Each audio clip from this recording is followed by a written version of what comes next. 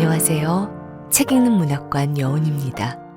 오늘은 위대한 개츠비, 벤자민 버튼의 시간은 거꾸로 간다, 웃는 남자, 이렇게 세 작품 묶어서 보내드립니다. 즐겁고 편안한 시간 되세요. 구독과 좋아요는 사랑입니다.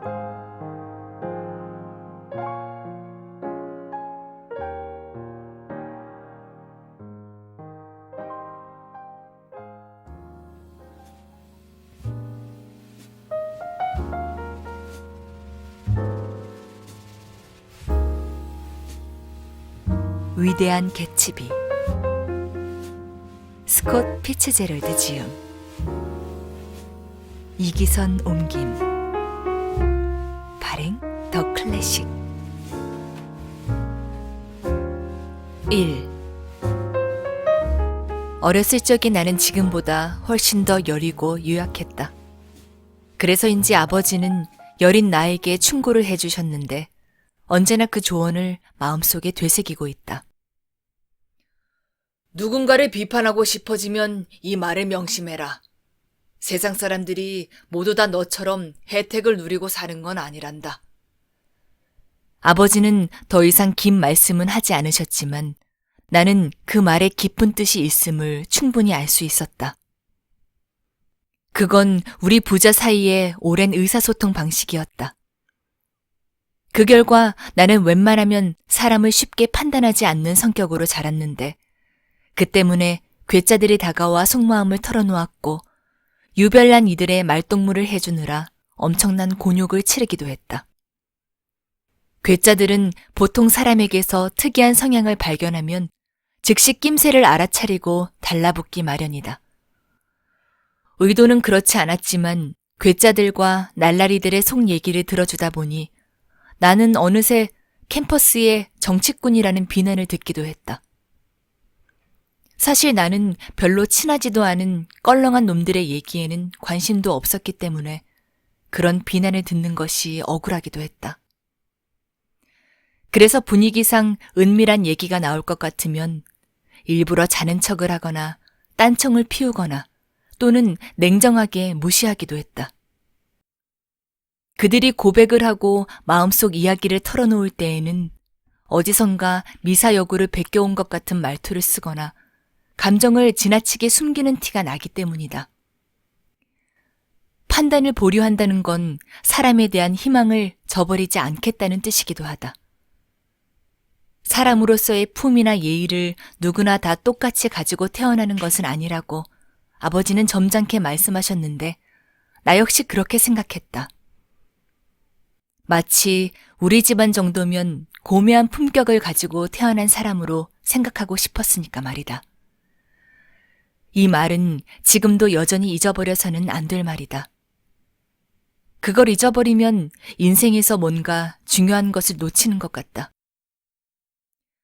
한동안 나의 관대함을 자랑했지만 그 너그러움에도 한계가 있음을 인정할 수밖에 없었다.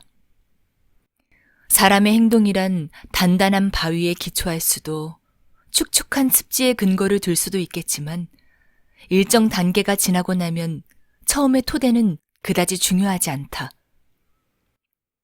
작년 가을 동부를 떠날 때 나는 세상이 도덕성을 잃지 않고 반듯하게 살아가기를 바랐다. 그것도 아주 영원히 말이다. 더 이상 특혜를 받은 자의 삐딱한 시선으로 사람들을 들여다보고 싶지 않았다. 다만 이 책의 제목이 되어준 남자 개츠비만이 이런 삐딱한 시선에 비껴간 유일한 사람이었다.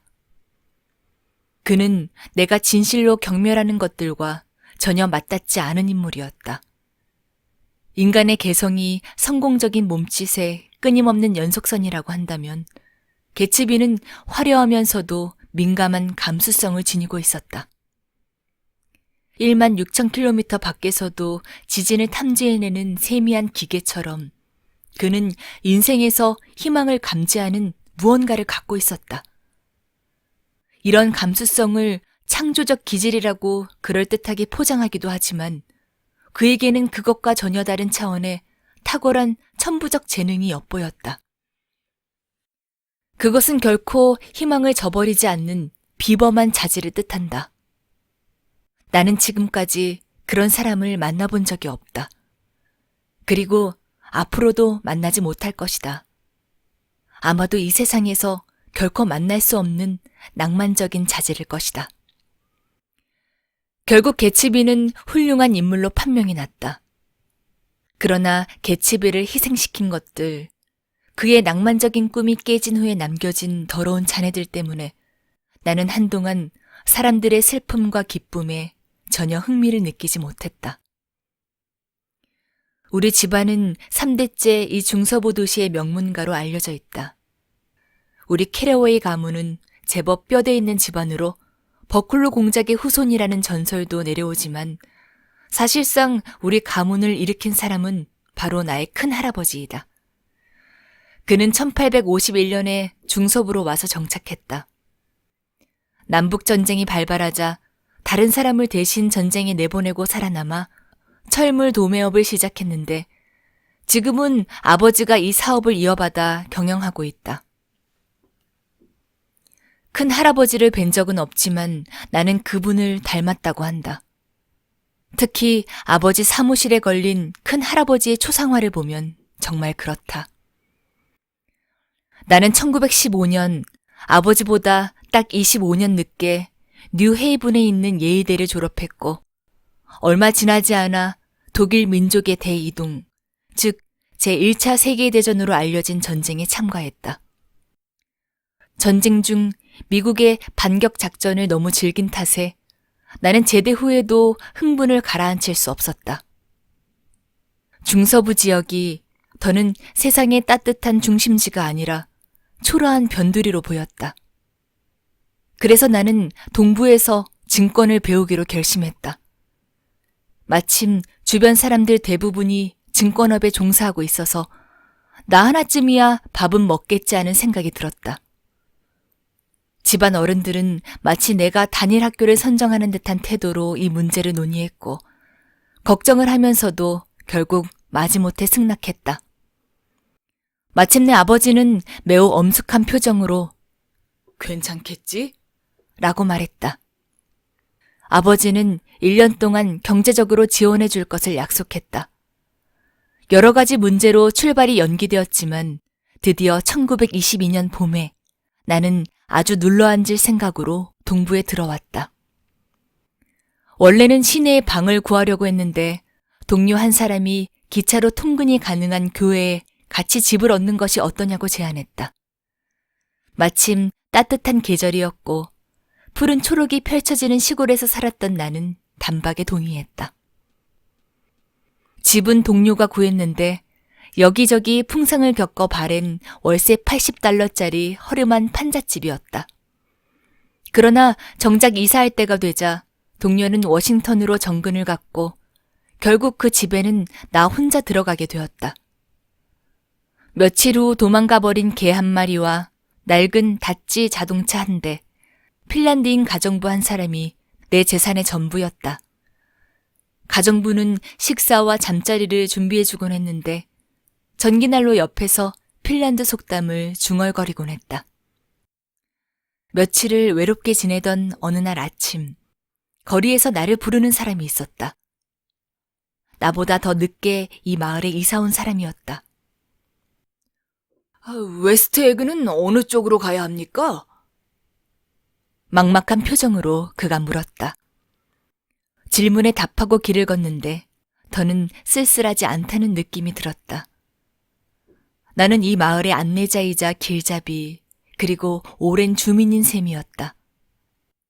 우연하게도 그의 질문이 나에게 이 동네의 시민권을 부여한 셈이었다.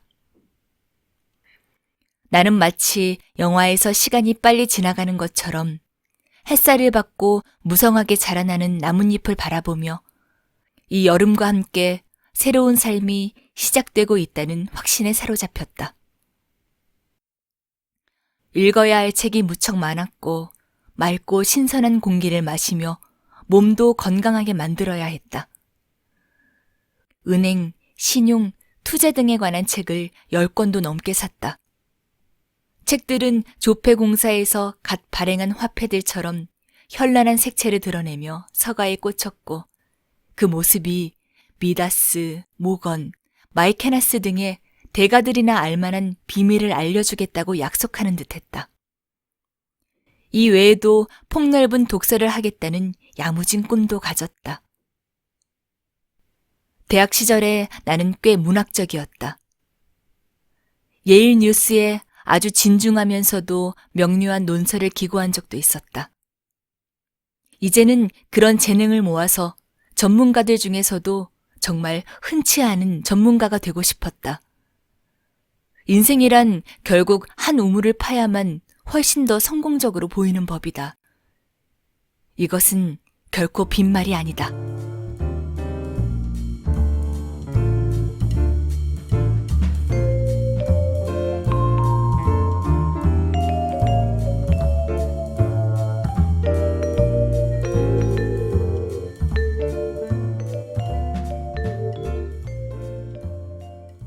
북아메리카 중에서도 아주 특이한 이 마을에 집을 얻은 것은 또 하나의 기회였다. 마을은 뉴욕에서 동쪽으로 곧장 쭉 뻗은 좁고 시끌벅적한 섬에 자리하고 있었다. 거기엔 진 풍경도 많았는데 특히 독특한 두 지형이 있었다. 시내에서 32km 떨어진 곳에 있는 달걀 모양의 두 지형은 쌍둥이처럼 똑같은 모습이었는데 만이라고 부르기에도 못한 만이 두 지형을 갈라놓고 있었다. 두 달걀 모양의 지형은 서반구에서 가장 잘 개발된 롱아일랜드 해협으로 툭 튀어나와 있었다. 그 모습이 완전한 타원형은 아니고 콜럼버스의 달걀처럼 끝부분이 평평해서 서로 맞닿아 있었다. 생김새가 매우 닮아서 그 위를 나는 갈매기들조차 신기해할 것 같았다. 그러나 날개 없는 인간의 눈에는 두 지형이 모양과 크기 외에 닮은 점이 없었다. 내가 살던 웨스트에그는 이스트에그에 비해 덜 화려한 곳이었다. 사실 두 지역은 상당히 다르고 대조적이라 이런 비교는 피상적일 뿐이다.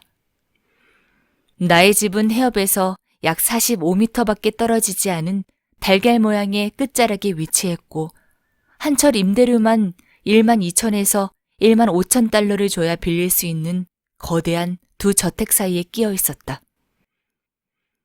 오른쪽 저택은 여러 가지 면에서 거대한 규모였다. 노르망디 시청을 모방한 집으로 한쪽에는 신축탑이 솟아있고 그 탑에는 얇은 담쟁이 덩굴이 엉켜 있었다. 마당에는 대리석 수영장과 49,000평이 넘는 잔디밭과 정원이 펼쳐졌다. 이 집이 바로 개츠비의 저택이다. 아니, 그때는 개츠비를 몰랐으므로 그런 이름을 가진 사람이 사는 집이라고 하는 것이 더 적절하겠다. 그런 저택에 비하면 내가 사는 집은 남루에서 눈에 거슬릴 수도 있었지만 워낙 작은 집이라 사람들은 우리 집이 있는 줄도 몰랐다. 아무튼 나는 단돈 80달러의 월세로 바다도 보고 대저택의 정원도 구경하면서 백만 장자들과 가까이 산다는 심적 허세도 부릴 수 있었다. 작은 만의 건너편에 위치한 화려한 이스트에그에는 궁전 같은 하얀 저택들이 해변을 따라 반짝거리고 있었다. 톰의 부부와 함께 저녁을 먹기 위해 이스트에그로 차를 몰고 간 저녁. 그날부터 그의 여름의 이야기는 시작된다.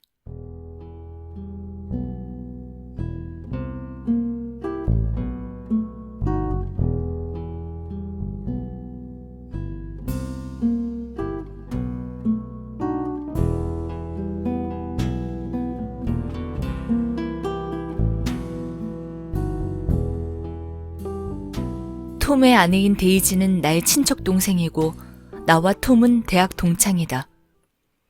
전쟁 직후 시카고에 있는 톰의 집에 이틀을 묵은 적도 있었다. 톰은 운동신경이 탁월했는데 특히 예일대 럭비팀의 엔드로서 전에 없었던 매우 훌륭한 선수였다. 21살에 탁월한 재능을 보여 일종의 국민 스타로 절정에 도달했는데 그 후로는 오히려 내리막길 인생을 사는 것 같았다. 원래 집안이 엄청나게 부자라서 대학 시절에도 돈을 물쓰듯 했고 그 때문에 동창들의 빈축을 사기도 했다. 시카고에서 동부로 이사를 갈 때에도 지나친 호사스러움으로 사람들의 입방아에 오르내리곤 했다. 이를테면 레이크 포레스트에서 경주용 말을 한때나 끌고 와서 폴로 경기를 하겠다는 식이었다. 아무리 부자라도 우리 나이 치고는 지나친 허세라고나 할까. 톰의 부부가 왜 동부로 이사를 했는지는 잘 모른다. 동부로 오기 전에는 별 이유 없이 프랑스에서 1년을 지냈고 그 후 폴로 경기가 열리거나 부자들이 모이는 곳이라면 어디든지 돌아다녔다. 이사를 할 때마다 데이지는 마지막이라고 말했지만 나는 믿지 않았다. 데이지의 속은 모르겠지만 톰은 럭비 선수 시절의 영광을 찾아다니면서 한없이 방황하는 것 같았다. 산들바람이 불던 어느 날 저녁, 나는 속을 알 수 없는 이들 부부를 만나러 이스트에그로 갔다. 톰의 집은 예상했던 것보다 훨씬 더 화려했다. 활기찬 붉은색과 흰색으로 배색되어 쾌적해 보이는 저택은 바다가 내려다 보이는 곳에 자리 잡고 있었다. 해변에서 시작된 잔디밭은 대문까지 400m나 길게 펼쳐졌고 해시계들과 벽돌로 장식된 산책로, 저녁 노을을 받은 정원의 꽃들은 그 황홀경을 잇는 듯 넝쿨을 타오르고 있었다. 저택의 정면은 프랑스식 창문이 한 줄로 이어졌는데 창들은 저녁 노을에 반사되어 황금빛으로 반짝이며 따뜻한 바람을 향해 활짝 열려 있었다. 현관 앞에는 승마복을 입은 톰이 다리를 벌리고 서 있었다. 톰은 대학 시절과는 사뭇 달라 보였다. 이제는 30살의 제법 폼나는 남성으로 다갈색 머리에 거친 말투와 사람을 아래로 깔보는 교만한 태도를 지니고 있었다. 거만한 눈빛에 몸을 앞으로 기울여 공격성을 취하는 지배적인 인상을 풍겼다. 대체로 승마복은 사람을 부드럽게 보이기도 하건만 톰의 거만한 인상과 자태를 감추기에는 역부족이었다. 번들거리는 승마 신발에 두 발이 꽉 맞아서 신발끈은 팽팽해져 있었고 어깨가 움직일 때마다 얇은 외투 속에서 근육질의 몸이 꿈틀거리는 것을 알 수 있었다. 엄청난 힘이 솟구칠 것만 같은 단단한 체격이었다. 목소리까지 거칠고 톤이 높은 쉰 목소리여서 신경질적인 인상을 더욱 거칠어 보이게 했다. 심지어 그의 목소리에는 자기가 좋아하는 사람에게도 가부장적인 말투로 숨막히는 분위기를 자아냈다. 대학 시절에도 톰의 거들먹거리는 태도를 싫어하는 친구들이 있었다. 내가 너희들보다 힘이 세고 남자답다고 해서 다 옳은 말만 하는 건 아니야. 그러니까 내 의견을 전적으로 받아들이지 말고 생각해서 들어. 그는 이렇게 말하는 듯했다. 우리는 4학년 때 같은 동아리에 속해 있었는데 톰이 워낙 사납고 도전적이어서 그다지 친하지 않았지만 나에게는 호감을 보이며 관심을 받고 싶어하는 눈치였다. 우리는 햇살을 받으며 현관에서 잠시 이야기를 나눴다. 여긴 참 살기 좋지? 톰은 쉴 새 없이 주위를 두리번거리며 말했다. 그리고 한쪽 팔로 내 몸을 잡고 휙 돌리더니 큰 손을 들어 집 앞에 펼쳐진 풍경을 가리켰다. 손이 가리킨 곳에는 지면보다 낮은 곳에 자리한 이탈리아식 정원이 있었다. 그리고 넓이가 600평에 달하는 진한 향기가 나는 장미 정원과 물결에 흔들리는 모터보트 한 대가 눈에 들어왔다. 이 집은 석유 재벌이었던 드메인의 소유였어. 그는 정중했지만 느닷없이 나를 다시 돌려 세우며 말했다. 그만 안으로 들어가지. 천장이 높은 복도를 지나 밝은 장밋빛 홀에 들어가니 프랑스식 창문이 집의 가장자리를 장식하고 있었다. 조금 열린 창문은 집 방향으로 자란 잔디를 배경으로 하얗게 반짝이고 있었다. 산들바람에 커튼이 안팎으로 휘날리다가 웨딩 케이크 모양의 천장 장식을 향해 펄럭이며 날아오르기도 했다. 마치 바닷바람에 의해 바다에 잔물결이 이는 것처럼 포도주빛 카펫에도 그림자의 흔들림이 잔잔하게 드리워졌다. 방 안에서 움직이지 않게 고정된 거라고는 긴 안락의자밖에 없었다. 커다란 의자에는 젊은 여자 2명이 에드벌룬을 탄 것처럼 둥실 뜬 채 앉아 있었다. 둘 다 하얀 원피스를 입었는데 마치 비행이라도 하려는 것처럼 치맛자락을 나풀거리고 있었다. 커튼은 휙휙거리며 펄럭였고 벽에 걸린 액자도 삐거덕거렸다. 나는 한동안 그런 풍경 속에 멍하니 서 있었다. 마침내 톰이 창문을 닫는 소리가 들렸고 실내의 바람이 잠잠해지면서 커튼도 카펫도 두 여자도 천천히 차분하게 내려앉았다. 어려 보이는 여자는 처음 보는 얼굴이었다. 의자 한편에 머리와 어깨를 기대고 온몸을 쭉 편 채 꼼짝도 하지 않았다. 마치 금방이라도 떨어질 것 같은 물건을 턱 위에 올려놓고 균형을 잡으려고 애쓰는 것 같았다. 곁눈질로 나를 봤을까? 그건 잘 모르겠지만 어쨌든 조금의 미동도 하지 않았다. 오히려 내가 더 놀랐으며 불쑥 들어와 죄송하다고 작은 소리로 사과할 뻔했다. 또 한 여자는 데이지였다. 데이지는 나를 보고 의자에서 일어서려고 하다가 몸을 약간 앞으로 기울이며 상냥한 표정으로 묘하게 매력적인 웃음을 지었다. 나도 따라 웃으며 안으로 들어갔다. 지금 무척 행복해서 몸이 얼어붙는 것 같아요. 데이지는 스스로 아주 재치 있는 말을 했다는 듯 웃고는 잠시 내 손을 잡더니 빤히 쳐다보면서 세상에서 가장 보고 싶었던 사람이라고 말했다. 데이지는 늘 이런 식이었다. 데이지가 옆에 여자는 베이커라고 속삭이며 알려주었다. 상대를 자기 쪽으로 다가오게 하려면 일부러 속삭이는 귓속말을 한다는 얘기를 데이지에게서 들은 적이 있었다. 꼭 맞는 말은 아니지만 귓속말은 정말 그런 매력을 지닌 것 같다. 아무튼 베이커는 입술을 실룩거리며 고개를 까딱하더니 재빨리 다시 머리를 기댔다. 아마도 균형을 잡고 있던 자세가 약간 흔들려 놀란 모양이다. 또다시 사과의 말이 나의 머리를 스쳤다. 자기 충만과 완벽한 자부심에 가득 찬 사람을 보면 나는 습관적으로 경의를 표하는 버릇이 있다. 데이지는 작고 떨리는 목소리로 이런저런 질문을 던지기 시작했다. 데이지의 말소리는 오르락 내리락 음조가 고르지 못해서 다른 사람은 따라하지도 못할 것 같았다. 얼굴에 수심이 보이긴 했지만 열정적으로 빛나는 눈동자와 반짝이는 입술은 여전히 사랑스러웠다.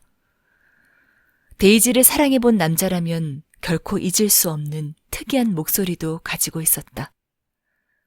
콧노래가 절로 나올 것 같은 자 들어봐요 라고 유혹하는 달콤한 속삭임. 지금까지 즐겁고 좋았으나 앞으로도 흥분되고 신나는 일이 기다린다고 약속하는 듯한 목소리였다. 나는 동부로 이사 오는 길에 시카고에서 하룻밤을 머물렀는데 데이지의 안부를 묻는 사람들이 많았다고 일러주었다. 나를 보고 싶어 한다고? 데이지는 신나는 듯 말했다. 네가 없는 거리는 정말 황량했어. 자동차들은 검정 바퀴로 슬픔을 표현하고 네가 살던 노시어에서는 밤마다 통곡 소리가 끊이지 않던걸? 와, 정말? 톰, 우리 돌아가. 내일이라도. 그리고 그녀는 엉뚱한 말을 덧붙였다. 우리 아기를 봐야죠. 보고 싶네. 지금은 자요. 3살이에요. 아직 한 번도 보지 못했죠? 그러니까 봐야죠. 우리 아기는 톰이 불안하게 방 안에 서성이다가 걸음을 멈추더니 내 어깨에 손을 얹었다. 닉, 무슨 일해? 증권 일을 하고 있어. 어느 회사에서? 나는 회사 이름을 말해주었다. 그런 회사는 잘 모르겠는데. 그는 단정적으로 말했다. 나는 그 말에 기분이 좀 상했다. 계속 동부에 살면 알게 될 거야. 나는 짧게 대답했다. 그럼 동부에 계속 살지. 걱정 마. 뭔가 다른 일을 꾸미는 듯한 표정으로 데이지를 힐끔 쳐다보고는 다시 내게로 눈길을 돌리며 말했다. 다른 데로 가는 일은 절대로 없어. 바로 그때 물론이죠. 라며 베이커가 갑자기 말하는 바람에 순간 움찔했다. 그녀는 내가 방에 들어온 뒤 처음으로 입을 열었다. 순간 자기도 놀랐는지 하품을 늘어지게 하고 사뿐히 몸을 일으켰다. 하루 종일 소파에 드러누워 있었더니 몸이 뻣뻣해졌나 봐. 베이커가 투덜거렸다. 왜 날 쳐다보는 거야? 오후 내내 너를 뉴욕으로 데려가려고 얼마나 애썼는데. 데이지가 삐딱하게 말했다.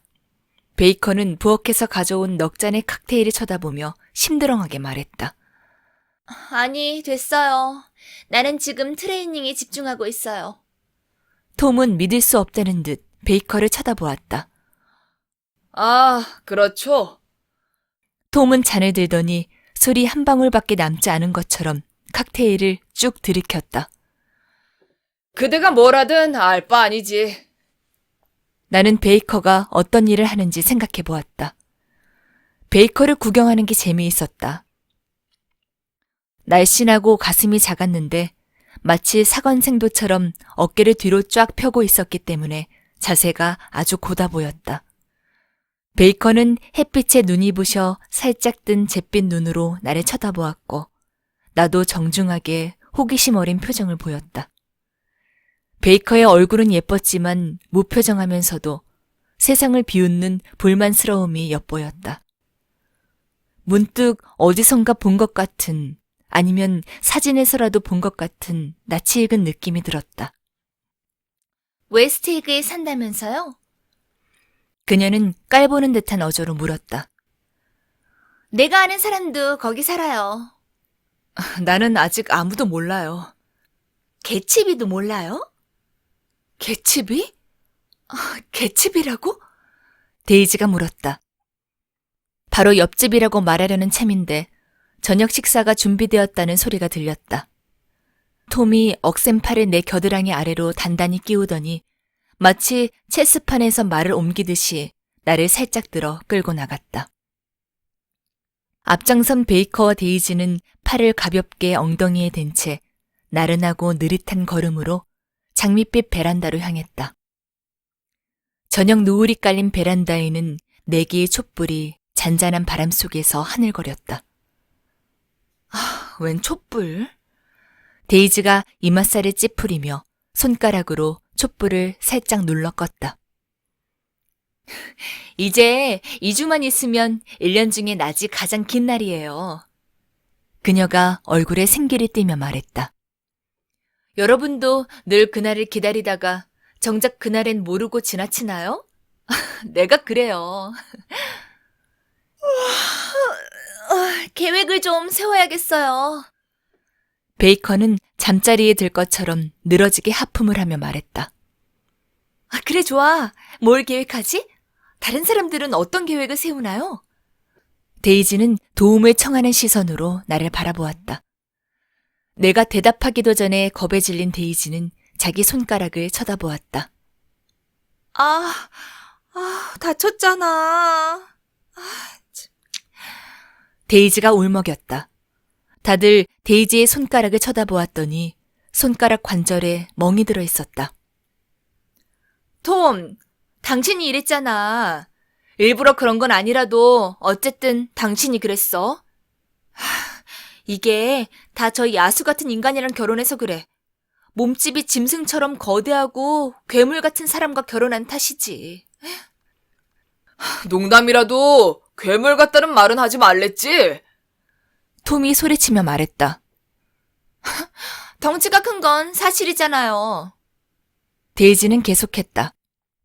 데이지와 베이커는 가끔씩 이야기를 나누긴 했지만 주제넘게 나서거나 말 같지도 않은 대화여서 수다라고 하기도 못했다.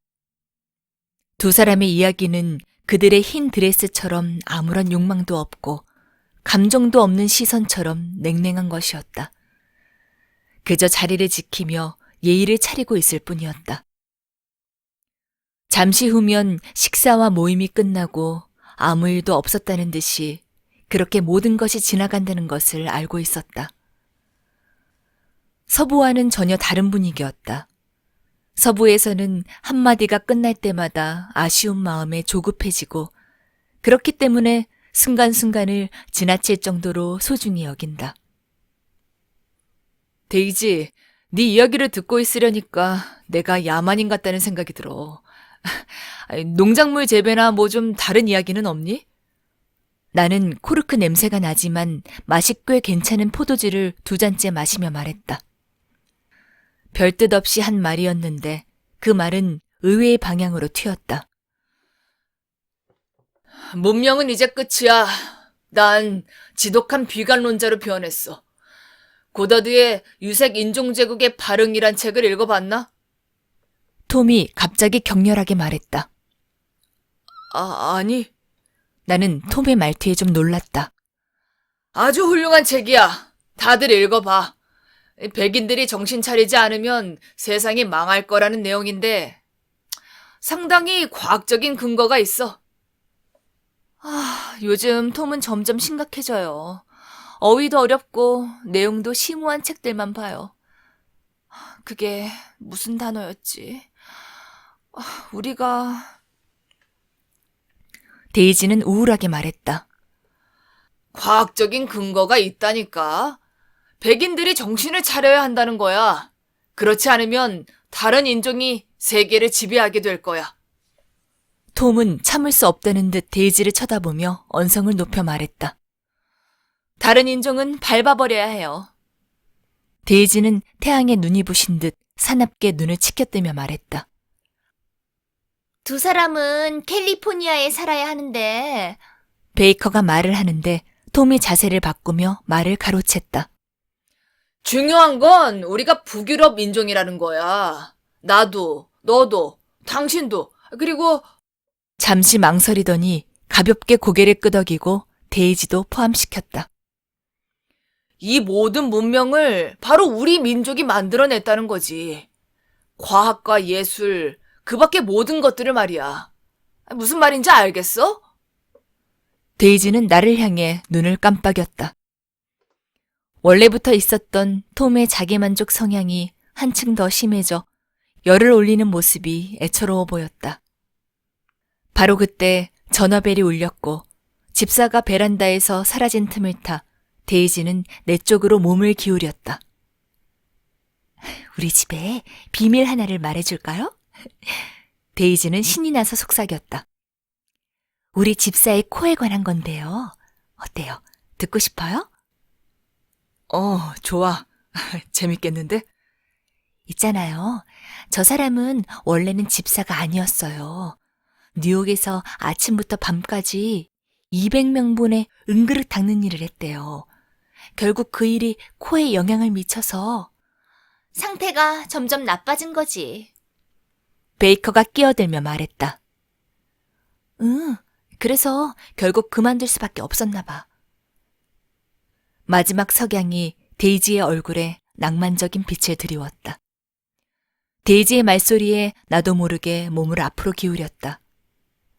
해가 지기 시작하면 뛰놀던 거리를 뒤로 하고 떠나야 하는 아이들처럼 황혼빛이 그녀의 얼굴에서 주저하다가 아쉬움을 남기며 사라져갔다.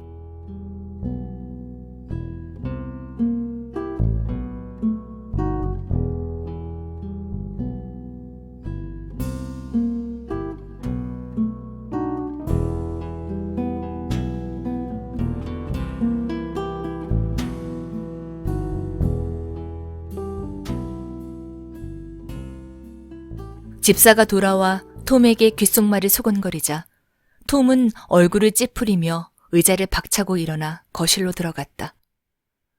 톰이 자리를 뜨자 낯빛이 어두워진 데이지는 몸을 앞으로 숙이며 상기된 목소리로 말했다. 오빠, 이렇게 우리 집에서 같이 식사하게 되어 반가워요. 오빠를 생각하면, 장미, 순수한 장미가 떠올라요. 안 그래?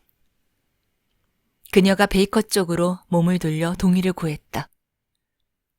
진짜 완벽한 장미 같지? 그건 사실이 아니었다. 내가 생각해도 나에게 장미를 닮은 모습은 한 군데도 없었다. 그저 즉흥적으로 한 말이었지만 그녀의 말투에는 진실 어린 따뜻함이 배어 있었다. 숨가쁘게 떨리는 한마디 말 속에 데이지의 숨겨진 진심이 튀어나오는 것 같았다. 그러더니 느닷없이 냅킨을 식탁에 던지더니 실례한다고 말하고 집 안으로 들어갔다. 베이커와 나는 의식적으로 별 의미 없는 시선을 주고받았다. 내가 막 입을 열려는 순간 베이커가 재빨리 쉿 하며 경고하듯 말했다. 방 안쪽에서 감정을 억누르며 나지막하게 다투는 소리가 들렸고 베이커는 뻔뻔하게 몸을 앞으로 기울여 엿들으려고 했다. 속삭이는 목소리는 들릴 듯 말 듯하며 흥분되고 격앙된 어조로 오르락 내리락 하더니 이내 잠잠해지면서 사라졌다. 아까 당신이 말한 개집이요? 우리 옆집에 살아요. 나는 다시 입을 열었다. 조용히 하세요. 무슨 일인지 들어봐야죠. 무슨 일이 있어요? 내가 물었다. 정말 몰라요? 다들 아는 얘긴데. 오히려 베이커가 놀라면서 말했다. 전혀 모르는데요? 내가 대답했다. 뉴욕에 톰의 여자가 있어요. 베이커가 주저하면서 말했다. 여자요? 나는 멍하니 되풀이했다. 베이커가 고개를 끄덕였다. 식사 중에는 전화를 하지 말아야지. 그 정도 예의는 지켜야 하는 거 아니에요? 마치 그녀의 말을 알아듣기 전에 드레스 자락이 펄럭거리는 소리와 부츠가 저벅거리는 소리가 들리면서 톰과 데이지가 돌아왔다. 죄송해요. 표정이 굳은 데이지가 명랑한 척하며 말했다. 그녀는 자리에 앉아 베이커와 나를 번갈아 보며 표정을 살피더니 말을 이었다. 밖을 보니 아주 낭만적이에요. 잔디밭에 새 한 마리가 앉아있는데 외항선을 타고 온 나이팅게일이 틀림없어요. 계속 지저귀다가 날아갔어요. 톰, 정말 낭만적이지? 데이지는 노래를 부르는 것처럼 맑게 말했다. 톰은 그래, 그러네 라고 짧게 대답하고 나에게 침울하게 말했다. 저녁 식사가 끝나고도 날이 화나면 마곡간을 보여주고 싶은데. 그때 안에서 다시 전화벨이 울렸고 데이지가 톰을 노려보며 단호하게 고개를 저었다. 그 순간 마곡간 얘기를 비롯한 모든 화제가 허공으로 날아갔다. 그날 저녁 식사에 마지막 5분 동안 기억에 남는 일은 쓸데없이 촛불을 다시 켠 것뿐이었다. 사람들을 똑바로 쳐다보고 싶었지만 애써 시선을 피하고 있었다. 나는 톰과 데이지가 무슨 생각을 하는지 알 수 없었다. 아무리 지독한 상황에서도 버틸 것 같은 베이커조차 불청객의 5번째 전화벨은 온전히 무시할 수 없었나 보다. 이런 상황을 재미있게 즐길 수 있는 사람도 있겠지만 나는 경찰을 부르고 싶은 심정이었다. 물론 마곡간 이야기는 그 후 다시는 입에 오르지 않았다. 톰과 베이커는 어스름 속에서 몇 걸음 떨어진 채 느릿느릿 서재로 들어갔다. 마치 시체 옆에서 밤샘이라도 할 듯한 굳은 모습이었다. 나는 못 들은 척하며 재미있게 보이려고 애쓰면서 데이지를 따라 정문으로 나갔다. 우리는 나무 의자에 나란히 앉았다.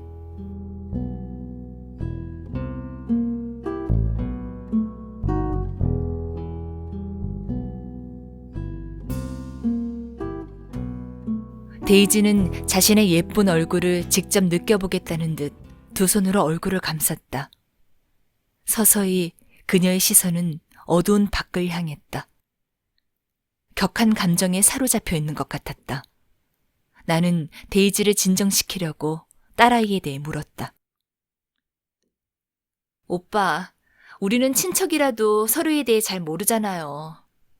오빠는 내 결혼식에도 오지 않았잖아요. 전쟁에서 돌아오기 전이었어.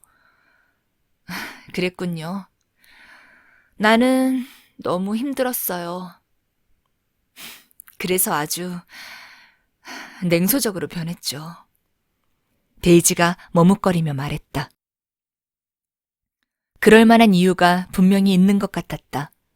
계속 말하기를 기다렸지만 데이지는 더 이상 아무 말도 하지 않았다. 나도 맥이 풀려 데이지에게 딸 이야기를 다시 물었다. 이제 말도 하고 밥도 먹고 다 잘하지? 그럼요. 아기를 낳았을 때 내가 뭘 했는지 알아요? 데이지는 멍하니 나를 바라보았다. 뭘 했는데? 그 말을 들으면 내 기분을 알 거예요. 매사에 왜 이렇게 냉소적으로 변했는지 알 수 있어요. 아기가 태어난 지 1시간도 되지 않았는데 톰이 없어진 거예요. 마취에서 깨어났을 때 정말 버림받은 기분이었죠. 즉시 간호사에게 아기가 딸인지 아들인지 물어봤어요.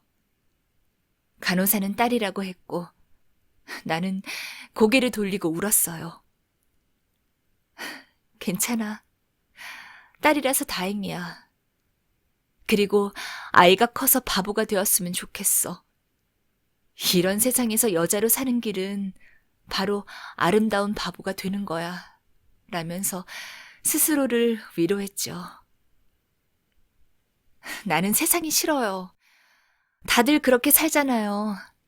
의식 있는 사람들도 다를 바가 없어요. 이제 다 알아요.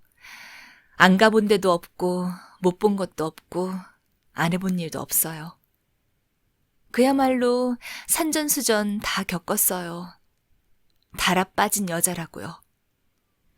데이지는 위압적인 눈빛으로 주위를 훑어보았는데 그 모습이 어딘지 톰과 닮아 있었다. 그러고는 섬뜩한 경멸의 웃음을 지었다. 내 주의를 끌거나 신뢰를 얻으려는 노력 없이 그녀가 입을 다문 순간 나는 그녀의 말에 의구심이 생겼다. 그리고 이 저녁 시간이 나로 하여금 자신에게 유리한 쪽으로 공감하게 하려는 일종의 계략처럼 느껴져 마음이 불편했다. 조금 기다려보니 아니나 다를까. 데이지는 귀여운 얼굴에 교활한 미소를 띠며 나를 바라보았다. 마치 자기네 부부가 유명한 비밀단체의 회원임을 자랑이라도 하려는 듯한 미소였다.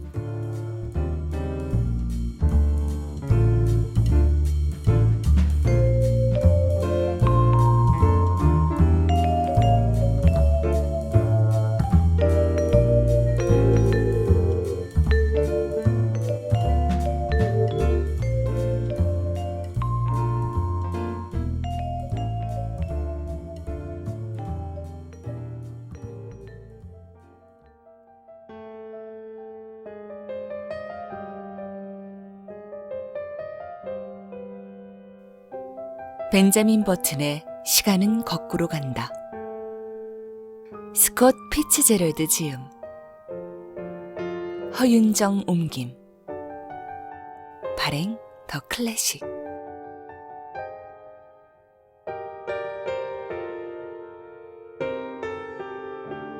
1. 그 옛날 1860년만 하더라도 아기를 집에서 낳는 것은 지극히 당연한 일이었다. 듣자니 요즘에는 의학의 높은 신들이 신생아의 첫 울음소리는 마취제가 퍼진 공기에서, 그것도 이왕이면 최신 병원에서 울려야 한다고 천명했다고 한다.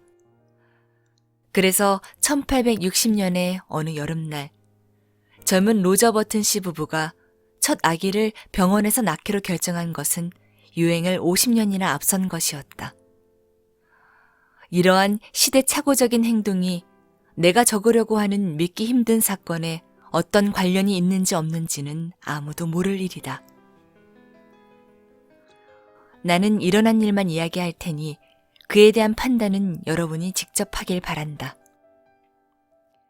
로저 버튼 씨 부부는 남북전쟁 전에 볼티모어에서 사회적으로나 재정적으로나 부러운 위치에 있었다. 그들은 이쪽 저쪽 집안과 친인척 관계였고 이것은 모든 남부지방 사람들이 알듯이 남부 연방 인원의 대다수를 차지하는 그 거대한 귀족의 구성원이 될 권한을 부여하는 것이었다. 이번이 버튼 씨 부부에겐 아기를 가지는 매력적인 오랜 관습을 처음으로 경험하는 터라 버튼 씨는 당연히 긴장되었다. 그는 아들을 낳아서 자신이 4년 동안 커프라는 다소 빤한 별명으로 알려지게 한 코네티컷의 예일 대학에 보낼 수 있길 바랬다. 어마어마한 사건에 받쳐진 9월의 아침. 그는 6시 정각에 초조하게 일어나 옷을 입고 스톡타일을 반듯하게 매만지고는 볼티모어 거리를 지나 서둘러 병원으로 향했다. 밤의 어둠이 자신의 가슴 위에 새로운 생명을 품었는지 알아내기 위해서 말이다. 신사숙녀를 위한 메릴랜드 개인병원에서 90m쯤 떨어진 곳에 다다랐을 때 그는 주치의인 킨 박사가 모든 의사가 그들의 직업상 암묵적인 윤리로 당연히 해야 하는 손을 비벼 씻는 동작을 하며 정면 입구 계단을 내려오는 것을 보았다. 로저 버튼 철물 도매 회사의 사장인 로저 버튼 씨는 그런 그림 같은 시대에 남부 신사에게 기대되는 품격과는 한참 거리가 멀게도 킴 박사를 향해 달려가기 시작했다. 김 박사님! 그가 소리쳤다. 김 박사님!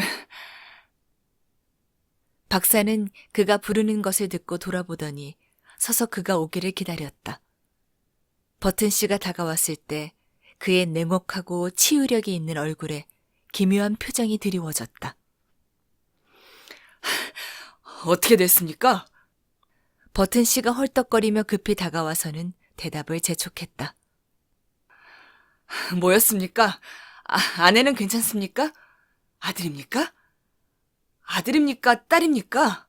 진정하게! 킴 박사가 날카롭게 말했다. 그는 좀 화가 나 보였다. 아이는 태어났습니까? 버튼 씨가 간절하게 말했다. 킴 박사는 얼굴을 찌푸렸다. 물론 그런 것 같네, 어느 정도는. 또다시 그는 버튼 씨에게 기묘한 시선을 던졌다. 아내는 괜찮습니까? 그렇다네. 아들입니까? 딸입니까? 그만하게! 킴 박사는 완전히 화가 나 소리쳤다. 자네가 가서 직접 보게. 이런 말도 안 되는 일이. 에휴.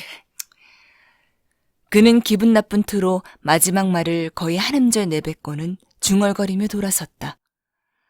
자네 이런 케이스가 나의 직업적인 명성에 도움이 될 거라고 생각하나? 한 번만 더 이런 일이 생기면 나는 완전히 끝장이야. 누구든지 끝장이라고. 무슨 문제라도 생겼습니까? 버튼 씨는 깜짝 놀라며 물었다. 새쌍둥이입니까? 아니네. 새쌍둥이가 아니야. 박사는 비꼬는 듯 대답했다. 더 알고 싶으면 자네가 가서 직접 보게. 그리고 다른 의사를 찾아보게. 젊은이, 나는 자네가 태어날 때 자네를 직접 받았고 40년 동안이나 자네 집안의 의사였어. 하지만 이제 자네 집안과는 끝이야. 나는 자네나 자네 친척들과는 다시는 보고 싶지도 않네. 에휴, 잘 가게. 그는 획 돌아서더니 한마디도 더 하지 않고 연석에 세워두었던 자신의 사륜 마차에 올라타고는 격하게 몰고 가버렸다. 버튼 씨는 망연자실하여 머리부터 발끝까지 떨며 보도에 서 있었다. 어떤 끔찍한 불운이 일어난 것일까? 그는 갑자기 신사숙녀를 위한 메릴랜드 개인병원에 가고 싶은 마음이 사라졌다. 잠시 후 그는 간신히 스스로를 계단에 올려 현관문으로 들어가도록 했다. 간호사가 칙칙하고 어두운 복도에 접수 데스크에 앉아 있었다. 좋은 아침이에요. 그녀는 인사를 건네고 그를 상냥하게 바라보았다. 안녕하세요. 제 이름은 버튼입니다. 이 말을 들은 여자의 얼굴 위로 완전히 겁에 질린 표정이 번져나갔다. 그녀는 자리에서 벌떡 일어났고 복도에서 금방이라도 달아나고 싶은 것을 간신히 참고 있는 듯했다. 제 아이를 보고 싶습니다. 버튼 씨가 말했다. 간호사가 작게 비명을 질렀다. 물론이에요. 그녀는 신경질적으로 소리쳤다. 위층이에요. 바로 위층. 위로 올라가세요. 그녀가 방향을 가리키자 버튼 씨는 온몸에 식은땀을 흘리며 비틀거리며 돌아서서 계단을 오르기 시작했다. 위층에서 그는 손에 대야를 들고 다가오는 또 다른 간호사에게 말을 걸었다. 저는 버튼이라고 합니다. 그는 어떻게든 똑똑히 말하려고 했다. 제 아이를 보고 싶습니다. 찰카당. 대야는 요란한 소리를 내며 마루에 떨어진 후 계단 쪽으로 굴러갔다. 찰카당, 찰카당. 대야는 이 신사가 일으킨 총체적인 공포를 분담하기라도 하는 듯 한 계단씩 차례대로 떨어지기 시작했다. 제 아이를 봐야겠습니다. 버튼 씨의 외침은 거의 비명에 가까웠다. 그는 쓰러지기 일보 직전이었다. 찰카당. 대야가 1층까지 떨어졌다. 간호사는 겨우 정신을 차리고는 버튼 씨를 경멸에 가득 찬 시선으로 바라봤다. 그래요, 버튼 씨. 그녀는 낮은 목소리로 동의했다. 좋아요. 그렇지만 오늘 아침 그 일이 우리 모두를 어떤 상황으로 몰아넣었는지 안다면 이건 정말 말도 안 되는 일이에요. 이 병원은 다시는 예전 명성의 그림자도 얻지 못할 거예요. 빨리요! 그는 목이 쉬도록 소리쳤다. 정말 못 참겠어요. 그렇다면 이쪽으로 오세요, 버튼 씨. 그는 그녀를 따라 무거운 발걸음을 옮겼다. 긴 복도 끝까지 가서 그들은 각양각색의 울음소리가 흘러나오는 방에 도착했다. 실로 그 방은 훗날의 용어로 통곡의 방이라고 불릴 법했다. 그들은 방으로 들어갔다. 벽을 따라 흰색 에나멜 칠을 한 6개의 아기 침대가 있었고 각각의 머리 부분에는 이름표가 붙어 있었다. 그럼... 버튼 씨가 숨을 가쁘게 쉬며 물었다. 누가 제 아이입니까? 저기예요. 간호사가 말했다. 버튼 씨의 눈이 간호사의 손이 가리키는 곳을 쫓았고 이것이 그가 본 것이다. 풍성한 흰 담요에 쌓여 몸의 일부만 아기 침대에 억지로 밀어넣어진 채 언뜻 봐도 이르는 되어 보이는 노인이 앉아 있었다. 그의 듬성듬성한 머리카락은 거의 백발이었고 턱에서부터 긴 잿빛 턱수염이 늘어져 있었는데 제멋대로 구불거리고 창에서 불어들어오는 바람에 날려 부채꼴로 펼쳐졌다. 그는 당혹스러운 질문을 품은 흐릿하고 쇠퇴한 눈으로 버튼 씨를 올려보았다. 제가 미친 겁니까? 버튼 씨는 고함을 질렀다. 그의 공포는 격분으로 바뀌었다. 이거 무서운 병원식 장난이라도 되는 겁니까? 우리한테는 장난이 아니에요. 간호사가 단호하게 말했다. 당신이 제정신인지 아닌지는 내가 모르겠지만 저 사람이 버튼 씨 아이라는 건 틀림없어요. 버튼 씨의 이마에 식은땀이 갑절로 났다. 그는 눈을 감고 잠시 있다가 눈을 뜨고 다시 봤다. 잘못 본 것이 아니었다. 그는 잃은 노인을 응시하고 있었다. 70살 아기라니. 그것도 양발을 아기 침대 양쪽에 걸쳐 밖으로 내밀고 있는 아기라니. 노인은 두 사람을 잠시 차례대로 평온한 눈으로 보더니 갑자기 목이 쉰 노인의 목소리로 말을 했다. 당신이 내 아버지인가? 그가 물었다. 버튼 씨와 간호사는 끔찍한 기분이 들었다. 만약 당신이 내 아버지라면 노인은 불평하기 시작했다.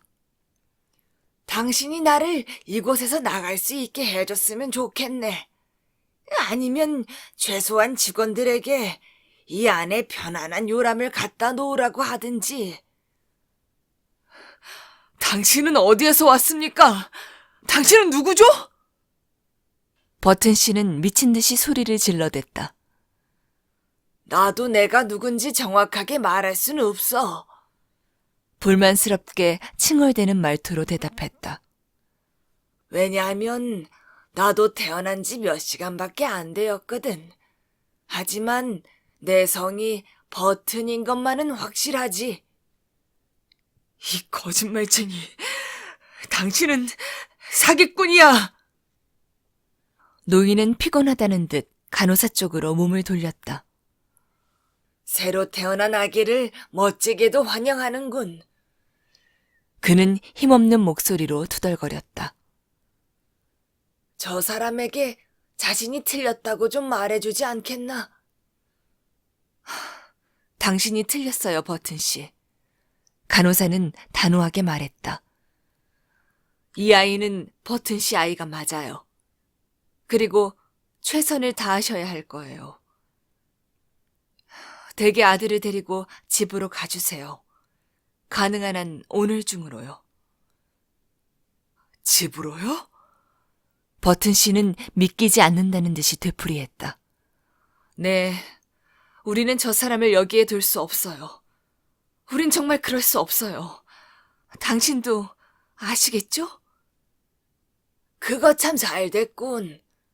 노인이 칭얼거렸다. 여긴 조용한 취향을 가진 어린아이들을 두기에 퍽이나 좋은 장소야. 하도 소리 지르고 우는 통에 한숨도 못 잤다고. 먹을 것 좀 가져다 주겠나? 이 부분에서 그의 목소리는 항의의 뜻이 담긴 날카로운 음으로 높아졌다. 그리고 나한테 우유 한 병을 가져다 줬을 뿐이지. 버튼 씨는 그의 아들 옆에 있는 의자 위에 힘없이 주저앉아 손으로 얼굴을 가렸다. 맙소사. 그는 공포에 사로잡혀 중얼거렸다. 사람들이 뭐라고 하겠어. 뭘 어떻게 해야 하지? 아드님을 댁으로 데려가세요. 간호사는 우겼다. 당장이요. 고통스러운 사람의 눈앞에 기괴한 그림이 무서울 만큼 명확하게 떠올랐다. 그의 곁에서 성큼성큼 걷고 있는 이 섬뜩한 존재와 함께 붐비는 도시의 거리를 지나 걷고 있는 자신의 그림이. 그럴 수 없어. 난 못해. 그는 한탄했다. 사람들은 걸음을 멈춰 그에게 물어볼 텐데 그럼 뭐라고 말해야 하지? 그는 이 사람, 이 잃은 노인을 이렇게 소개해야만 할 것이다. 이쪽은 오늘 아침에 태어난 제 아들입니다. 그러면 그 노인은 자신의 담요를 여미고 둘은 계속 터벅터벅 걸어갈 것이다. 북적거리는 가게와 노예시장을 지나서 주택가의 호화스러운 집들을 지나 요양원을 지나. 진정하세요. 정신 차리세요. 간호사가 호령했다. 이것 봐. 노인이 불쑥 말을 꺼냈다. 내가 이 담요를 두르고 집까지 걸어갈 거라고 생각했다면 당신 한참 잘못 생각한 거야. 아기들은 항상 담요를 둘러요. 노인은 작고 흰 아기 포대기를 들어 심술궂게 탁탁 털었다.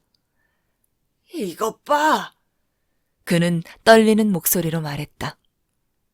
이런 걸 나보고 입으라고 준비해 뒀다는 거야? 아기들은 다 그런 걸 입어요. 간호사가 딱딱하게 말했다. 그렇다면 노인은 말했다. 이 아기는 입은 후엔 아무것도 안 입을 거야. 이 담요는 가려워. 적어도 침대 시트 정도는 가져다 줬어야지. 입고 있어요. 입고 있어. 버튼 씨는 다급하게 말했다. 그는 간호사를 돌아보았다.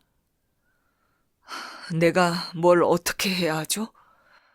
시내로 가서 아드님이 입을 옷을 좀 사세요. 버튼 씨 아들의 목소리가 복도까지 그를 따라왔다. 그리고 지팡이. 아버지, 난 지팡이 갖고 싶어. 버튼 씨는 바깥 문을 세차게 쾅 닫았다.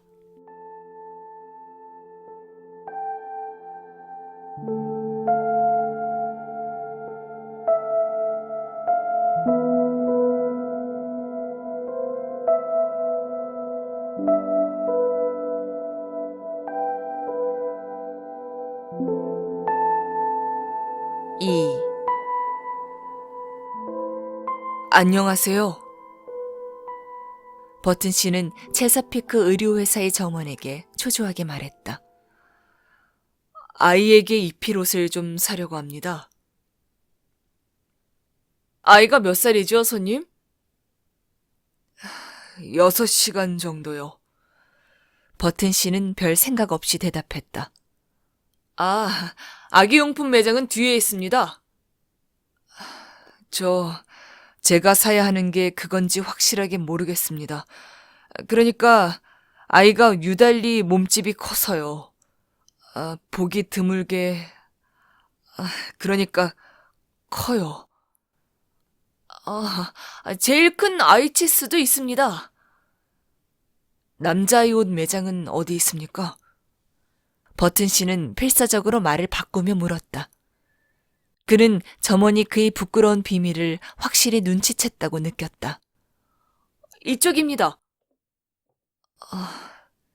그는 망설였다. 아들에게 남성복을 입히는 것은 생각만으로도 불쾌했다. 말하자면 아주 큰 남자의 옷을 찾을 수만 있다면 그는 그 길고 끔찍한 턱수염을 잘라버리고 백발은 갈색으로 염색하여 최악의 상태는 그럭저럭 감춘 채 자신의 자존심 같은 것을 유지할 수 있을 텐데. 볼티모어 사회에서의 그의 입장은 말할 것도 없고. 그러나 남자의 옷 매장을 미친 듯이 뒤져봐도 갓 태어난 버튼에게 맞는 옷은 하나도 없었다. 그는 가게를 탓했다. 이런 경우에는 가게 탓을 하는 것이 당연하다. 아이가 몇 살이라고 말씀하셨죠? 점원이 이상하다는 듯이 물었다. 그러니까 16살입니다. 죄송합니다. 저는 6시간이라고 말씀하신 줄 알았어요. 청소년 옷 매장은 다음 통로에 있습니다. 버튼 씨는 비참하게 돌아섰다. 그리고 그는 멈춰서서 한층 밝아진 얼굴로 창가 진열대에 있는 마네킹을 가리켰다. 저겁니다. 그는 큰 소리로 외쳤다. 저 옷으로 하겠습니다. 바깥쪽에 있는 마네킹이 입은 걸로요. 점원은 빤히 쳐다봤다. 글쎄요. 그는 이의를 제기했다. 저것은 어린이 옷이 아닌데요. 적어도 그렇긴 하지만 그건 가장 무도회용 옷이에요. 손님이 입으셔도 될 거예요. 싸주세요. 고객은 신경질적으로 말했다. 내가 찾던 바로 그 옷입니다. 점원은 크게 놀라 시키는 대로 했다. 다시 병원으로 돌아온 버튼 씨는 신생아실로 들어가서 아들에게 꾸러미를 던지다시피 건넸다. 네 옷이야. 그는 기분 나쁜 말투로 내뱉었다. 노인은 꾸러미를 풀어 야릇한 눈길로 내용물들을 살펴봤다. 나한텐 좀 우스워 보이는데. 그는 불평했다. 나는 웃음거리가 되고 싶지 않은. 너는 이미 나를 웃음거리로 만들었어. 버튼 씨는 맹렬히 대꾸했다. 네가 얼마나 우습게 보일지 절대 신경 쓰지 마. 입어. 아니면 내가 엉덩이를 두들겨 패줄 테다. 그는 그것이 적절한 말이라고 생각했음에도 엉덩이를 때린다는 마지막 단어는 입에 담기 거북했다. 알았어요, 아버지. 자식으로서의 공손함을 흉내내는 게 기괴해 보였다. 아버지가 더 오래 사셨으니 뭐가 제일 좋은 건지 아시겠지요. 분부대로 하지요. 조금 전처럼 아버지라는 소리에 버튼 씨는 끔찍한 기분이 들었다. 좀 서둘러. 서두르고 있어요, 아버지. 아들이 옷에 다 입자 버튼 씨는 우울하게 아들을 바라보았다. 의상은 물방울 무늬 양말, 분홍색 바지, 그리고 넓은 흰색 칼라가 있는 벨트 달린 블라우스였다. 길고 희끗희끗한 턱수염이 허리께까지 축 늘어져서 칼라 위에서 물결치고 있었다. 보기에 좋지 않았다. 잠깐. 버튼 씨는 병원 가위를 잡고서는 3번의 재빠른 가위질로 넓게 뒤덮은 턱수염을 잘랐다. 하지만 이렇게 손을 봤음에도 전체적인 조화는 완벽과는 한참 멀었다. 듬성듬성하게 남아있는 머리숱과 눈물이 축축하게 어린 눈, 오래된 치아는 화려한 복장과 기묘하게 부조화를 이루고 있었다. 그러나 버튼 씨는 완고했다. 그는 손을 내밀었다. 따라와. 그는 단호하게 말했다. 그의 아들은 신뢰하며 손을 잡았다. 나를 뭐라고 부를 거예요, 아빠? 신생아실에서 걸어 나오면서 그는 떨리는 목소리로 말했다. 한동안은 그냥 아가라고 부를 거예요? 더 나은 이름이 생각날 때까지요? 버튼 씨는 으르렁거렸다. 나도 몰라. 그는 사납게 대답했다. 무드셀라라고 부르는 게 어떨까?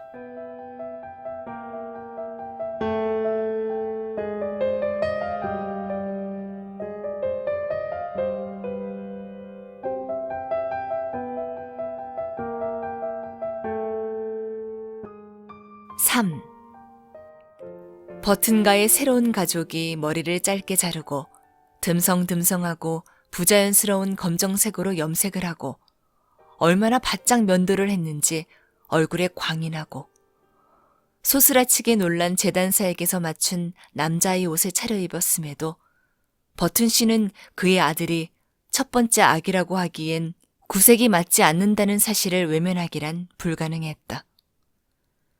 늙어서 허리가 구부정했지만 벤자민 버튼은 키가 170이나 되었다. 그의 옷은 이것을 가릴 수 없었고 자르고 염색한 그의 눈썹도 아래에 있는 눈이 희미하고 눈물에 젖어 축축하고 피로하다는 사실을 감출 수 없었다.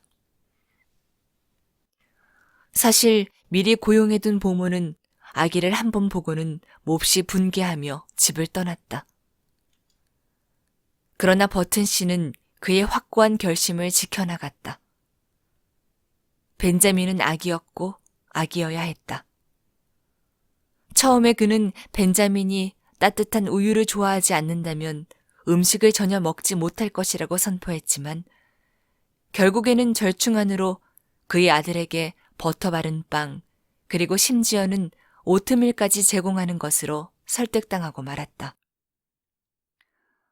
어느 날 그는 딸랑이를 집으로 가지고 와서 벤자민에게 주며 이걸 가지고 놀아라. 라고 단호하게 강요했다. 그래서 노인은 지친 표정으로 그것을 받아들었고 고분고분이 딸랑거리는 소리를 하루 종일 일정한 간격으로 들었다. 하지만 딸랑이가 그를 지치게 했다는 것에는 의심의 여지가 없었다. 그리고 그가 혼자 있을 때 마음을 달래주는 다른 위안거리를 찾은 것이 분명했다. 예를 들자면 버튼 씨는 어느 날 지난 일주일 동안 자신이 전보다 시가를 더 많이 피웠다는 것을 깨달았는데 이 현상은 며칠 후에 설명되었다. 그가 아기 방으로 불쑥 들어갔을 때 방은 희미한 푸른 안개로 가득 차 있었고 벤자민은 죄지은 표정으로 검은 아바나 꽁초를 감추려 애쓰고 있었다. 이것은 물론 엉덩이를 심하게 두들겨 패야 할 일이었지만 버튼 씨는 자신이 그 일을 할 수 없다는 것을 느꼈다. 그는 단지 아들에게 성장에 방해가 된다고 주의를 줬을 뿐이었다. 그럼에도 그는 그의 입장을 고수했다. 그는 나부로 만든 병정을 집으로 가지고 왔고 장난감 기차를 가지고 왔고 커다랗고 예쁜 동물 봉제 인형을 가지고 왔다. 그리고 그가 만들어낸 환상을 완성하기 위해 그는 열정적으로 장난감 가게 점원에게 아기가 분홍색 오리를 입에 넣어도 칠이 벗겨지지 않는지를 물었다. 하지만 아버지의 이런 모든 노력에도 벤자민은 관심 갖기를 거부했다. 그는 뒤쪽 계단으로 슬쩍 내려가서 브리테니커 백과사전 한 권을 가지고 아기 방으로 돌아와서는 오후 내내 그것에 몰두하곤 했다. 그러는 동안 봉제 송아지 인형과 노아의 방주는 바닥에 내팽개쳐져 있었다. 이런 고집 앞에 버튼 씨의 노력은 소용이 없었다. 볼티모어에서 생긴 이 대사건은 처음에는 막대한 것이었다. 이런 불운이 버튼 부부와 그들의 친척에게 사교적으로 어떤 대가를 치르게 했는지는 가늠할 수 없었는데 왜냐하면 남북전쟁이 발발하자 도시의 관심은 다른 것을 향했기 때문이다. 예의 바르기 이루 말할 데 없는 소수의 사람들은 부모에게 해줄 칭찬을 생각하느라 머리를 짜냈다. 그리고 마침내 아기가 제 할아버지를 닮았다고 선언하는 창의적인 지략을 생각해냈고 그것은 모든 이른 노인들에게 공통적으로 나타나는 노화의 표준 상태에 비추어 봤을 때 부정할 수 없는 사실이었다. 로저 버튼 씨 부부는 기쁘지 않았고 벤자민의 할아버지는 모욕당했다며 길길이 날뛰었다. 벤자민은 일단 병원을 떠나고 나자 인생을 있는 그대로 받아들였다. 함께 놀도록 남자아이들을 데리고 오면 그는 뻣뻣한 관절로 팽이치기와 구슬치기에 관심을 붙여보려고 애쓰며 오후를 보냈다. 그는 거의 실수인 것처럼 새총으로 돌을 쏘아 부엌 유리창을 깨뜨리기도 했는데 벤자민의 아버지는 이 위협을 남몰래 기쁘게 생각했다. 그 후 벤자민은 일부러 매일 무언가를 깨뜨렸다.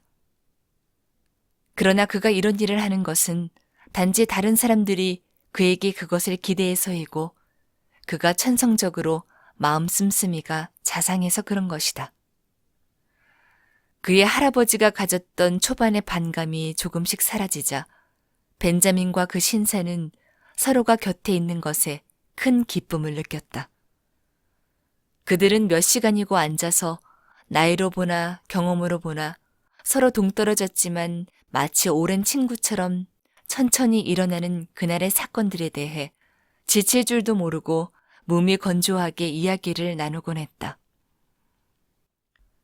벤자민은 부모와 함께 있을 때보다 자신의 할아버지와 함께 있을 때 더욱 편안함을 느꼈다. 부모는 항상 자신을 다소 두려워하는 것 같았고 그에게 독재적인 권위를 행사하면서도 자주 그를 씨라고 불렀다. 그는 태어났을 때 자신의 몸과 마음의 나이가 명백히 앞선 것이 다른 사람들과 마찬가지로 혼란스러웠다. 의학 잡지를 세세히 읽어봤지만 이러한 케이스는 이전에 기록된 바가 없었다. 아버지의 재촉에 따라 그는 진심으로 다른 소년들과 놀아보려 노력했고 가벼운 경기에 참여하기도 했다. 미식 축구를 하면 몸에 받는 충격이 너무 커서 그는 골절이 되거나 해 자신의 오래된 뼈가 붙지 않을까 봐 두려워했다. 5살이 되자 벤자민은 유치원에 갔다. 그곳에서 그는 녹색 종이에 풀을 발라 오렌지색 종이 위에 붙이는 법과 색깔 있는 지도를 짜 맞추는 것과 끝없이 연결되는 마분지 목걸이를 만드는 기술을 전수받았다. 그는 이런 일들을 하는 도중에 몸을 기울여 꾸벅꾸벅 졸다가 잠이 들었고 이런 습관은 젊은 선생들을 화나게 하고 놀라게 했다.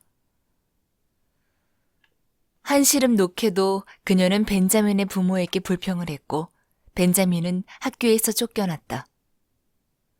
로저 버튼 부부는 친구들에게 아직 애가 너무 어린 것 같다고 했다. 벤자민이 12살이 될 무렵 그의 부모는 그에게 익숙해졌다.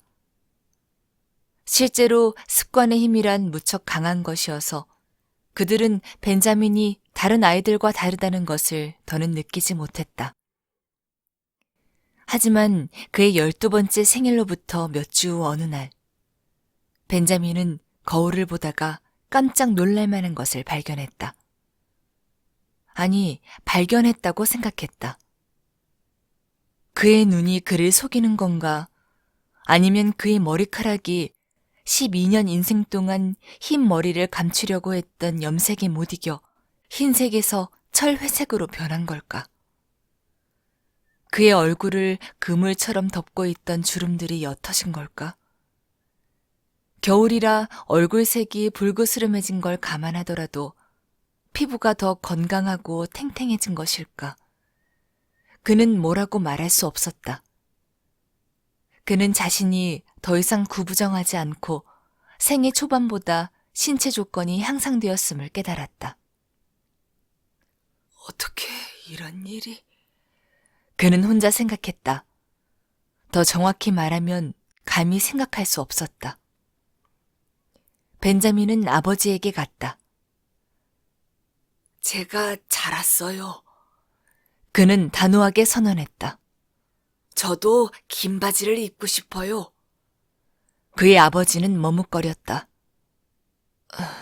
글쎄, 그는 마침내 말했다.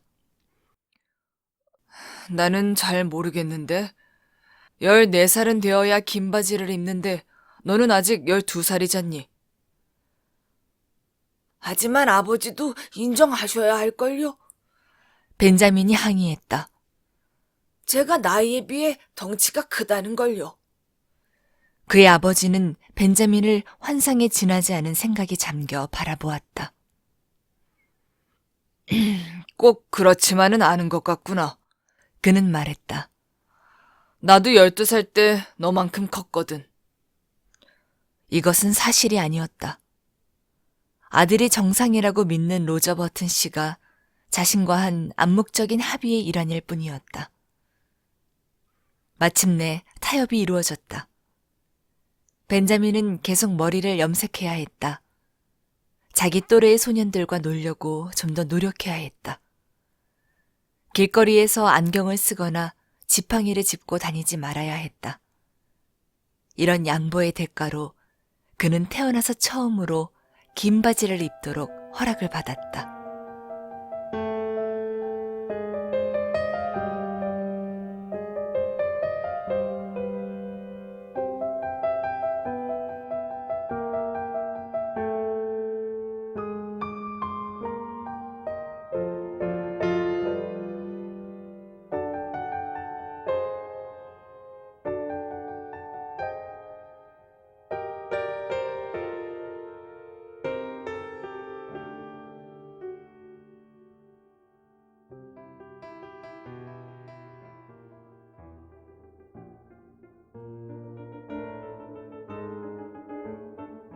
웃는 남자. 빅토르 위고 지음, 백연주 옮김, 발행 더 클래식.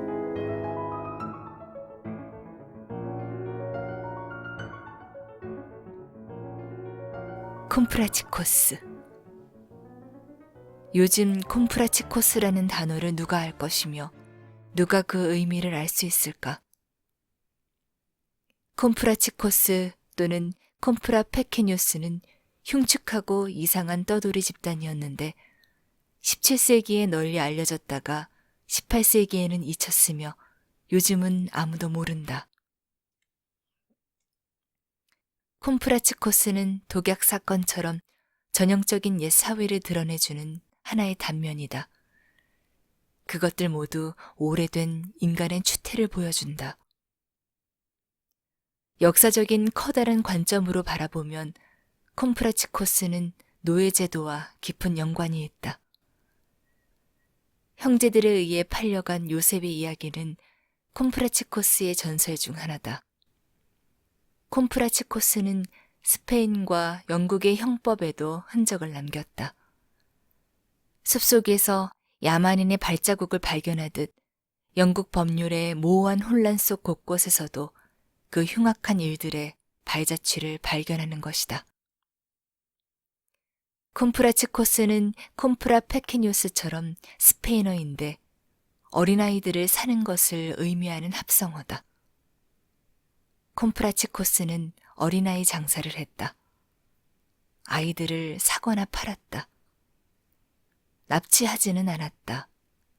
납치는 또 다른 사업이다.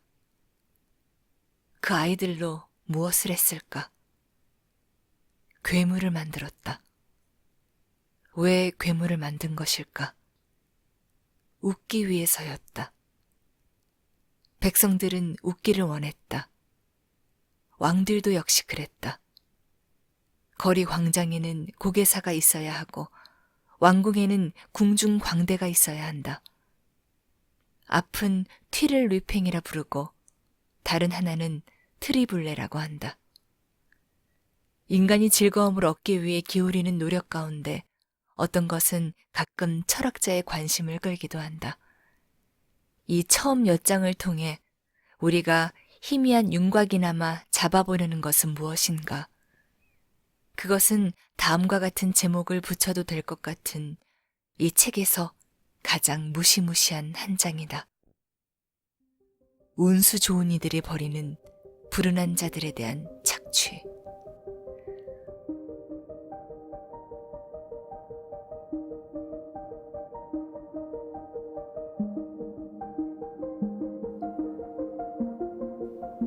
고립. 가까이에서 살펴보면 다음처럼 쓸 수 있을 것이다.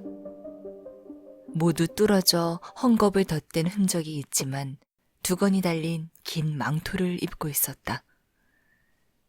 그래서 필요한 경우에는 눈 밑까지 얼굴을 감출 수 있었다.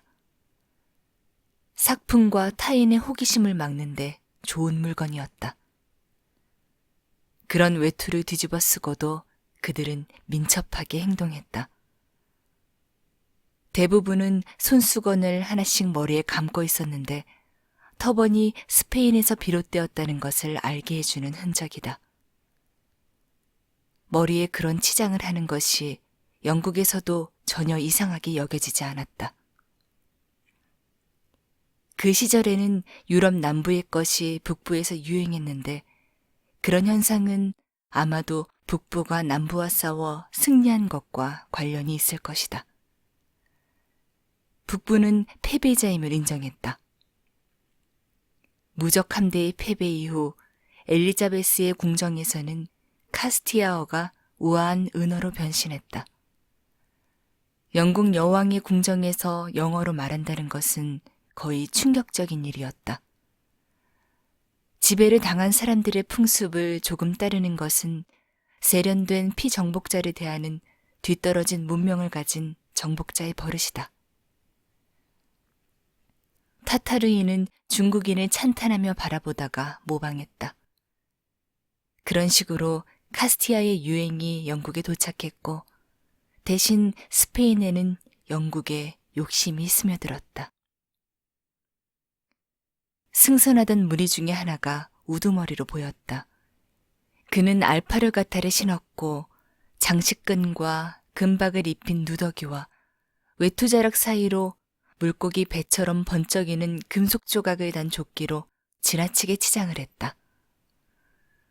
다른 남자 하나는 챙이 넓은 펠트 모자를 깊숙이 눌러써서 얼굴을 감추었는데 그 모자에 파이프를 꽂는 구멍이 없는 것으로 보아 학식 있는 사람임을 짐작할 수 있었다.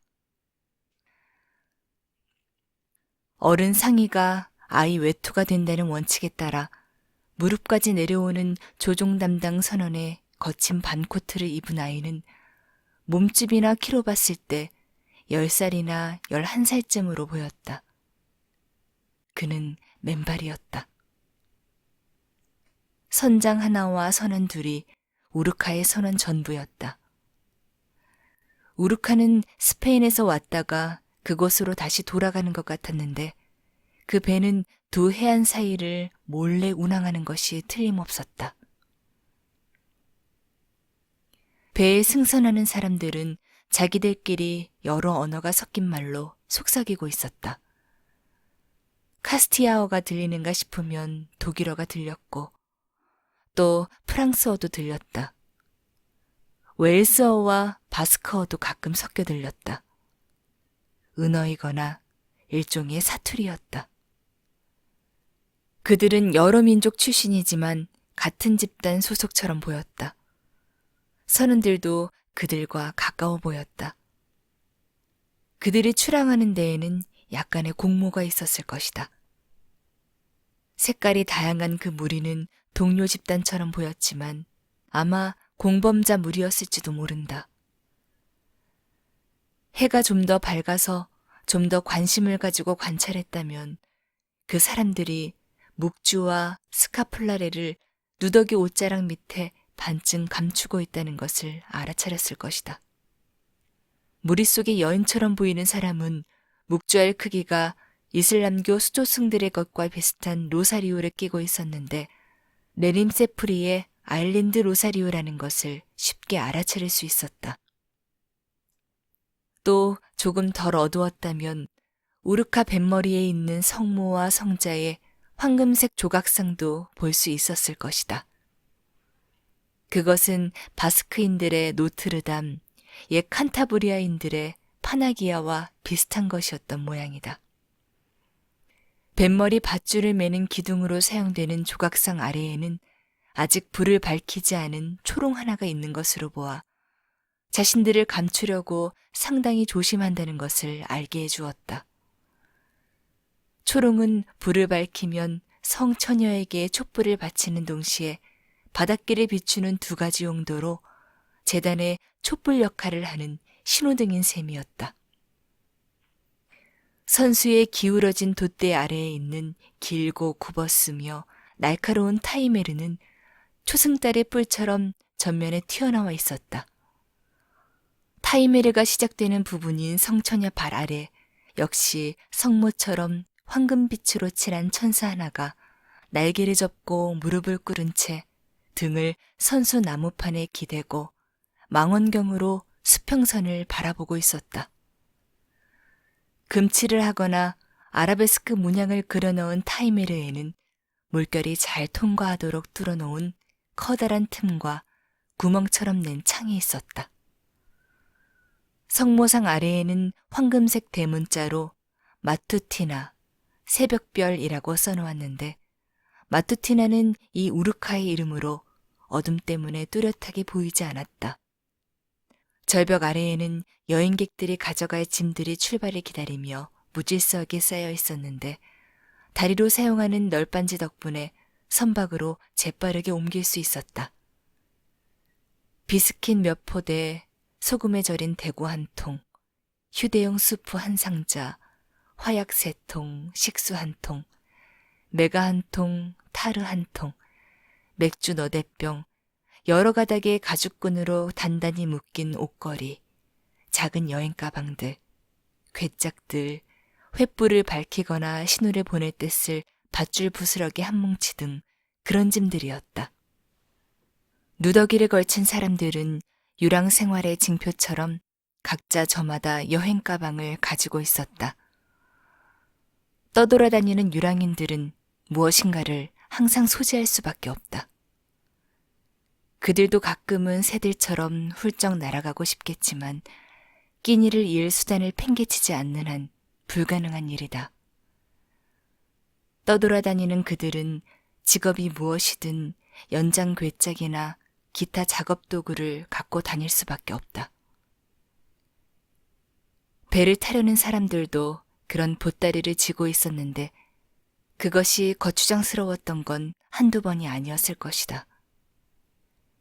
그 보따리들을 절벽 아래로 옮기는 것은 결코 쉬운 일은 아니었을 것이고 그런 사실이 이곳을 영영 떠나버리려는 그들의 뜻을 알게 했다. 그들은 시간을 낭비하지 않았다. 해안에서 배로 그리고 다시 배에서 해안으로 끊임없이 왕래했다. 어떤 사람은 포대 한 자루를, 어떤 사람은 괴짝 하나를 운반하는 식으로 각자 자기 몫의 일을 했다.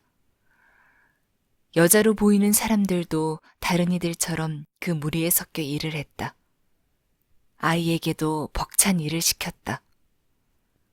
무리 가운데 아이의 아버지와 어머니가 있는지는 의문이었다. 누구도 말을 건네지 않았고 그저 일만 시켰다. 아이는 가족 속에 섞인 아이가 아니라 어느 종족에게 잡혀온 노예처럼 보였다. 아이는 모든 사람을 도왔지만 아무도 그에게 말을 시키지 않았다. 아이 역시 서두르고 있었다. 자기가 속해 있는 정체 모를 무리의 다른 사람처럼 아이도 그저 빨리 출항하고 싶은 생각뿐인 것 같았다. 이유는 알았을까? 아마 몰랐을 것이다. 그저 다른 사람들이 서두르는 것을 보고 기계적으로 서둘렀다. 우르카의 갑판에 화물이 적재되었다. 마지막 짐까지 차곡차곡 갑판 위로 옮겨졌으며 이제 사람들이 승선하는 일만 남았다. 무리 중 여자로 보이는 사람 둘은 벌써 배에 올라가 있었고 아이를 포함한 6명은 아직도 절벽 및 낮은 승강대 위에 있었다. 배 안에서는 출항을 위한 분주한 움직임이 있었다. 선장이 키의 손잡이를 잡았고 선원 하나가 닷줄을 끊기 위해 도끼를 집어들었다. 시간이 넉넉할 경우에는 끊지 않고 풀기 때문에 끊는다는 것은 서두른다는 뜻이다. 서두르자. 6명 중에 우두머리처럼 보이고 누더기 위에 번쩍이는 금속 조각을 단 사람이 낮은 목소리로 말했다. 아이가 먼저 건너가려고 널빤지 쪽으로 달려들었다. 아이 발이 널빤지에 닿는 순간에 두 남자가 달려들더니 아이보다 먼저 배 안으로 들어가는 바람에 아이는 물속으로 처박힐 뻔했다.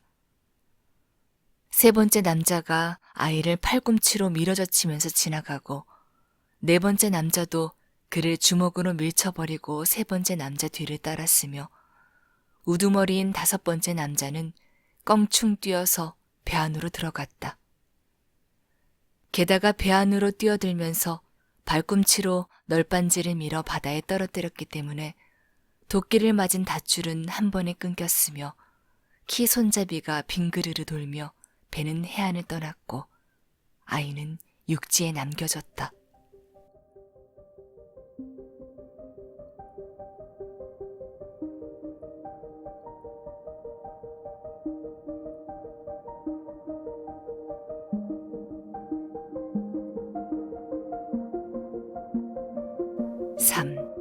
고독. 아이는 배를 바라보며 바위 위에서 꼼짝하지 않고 앉아 있었다. 소리쳐 누구를 부르지도 않았으며 항의 따위도 하지 않았다. 예상치 못했던 일이지만 아이는 단 한마디 말도 하지 않았고 선박 안에도 역시 침묵이 흘렀다. 그 사람들에게 보내는 아이의 고함도, 아이에게 던지는 그들의 인사도 없었다. 점점 멀어지는 간격을 양쪽이 묵묵히 받아들이고 있었다. 스틱스 강변에서 망자의 영혼이 육체와 이별하는 장면과도 같았다. 밀물에 잠기기 시작한 바위에 못 박히듯 서서 아이는 멀어져가는 배를 쳐다보기만 했다. 아이는 이해하는 것 같았다. 무엇을 이해했을까? 잠시 후 우루카는 포구에서 바다로 이어지는 해협으로 들어섰다. 해협은 바위덩이들 사이로 마치 장벽 사이를 지나듯 구불구불 이어졌고 갈라진 바위들 위로 밝은 하늘에 돛대 끝이 보였다. 돛대 끝은 바위들 위를 떠돌더니 그 속으로 처박힌 것 같았다. 돛대 끝이 더는 보이지 않았다. 그것으로 끝이었다. 배는 항해를 시작한 것이다. 아이는 그러한 과정을 뚫어져라 바라보았다. 놀라긴 했지만 깊은 생각에 잠겼다.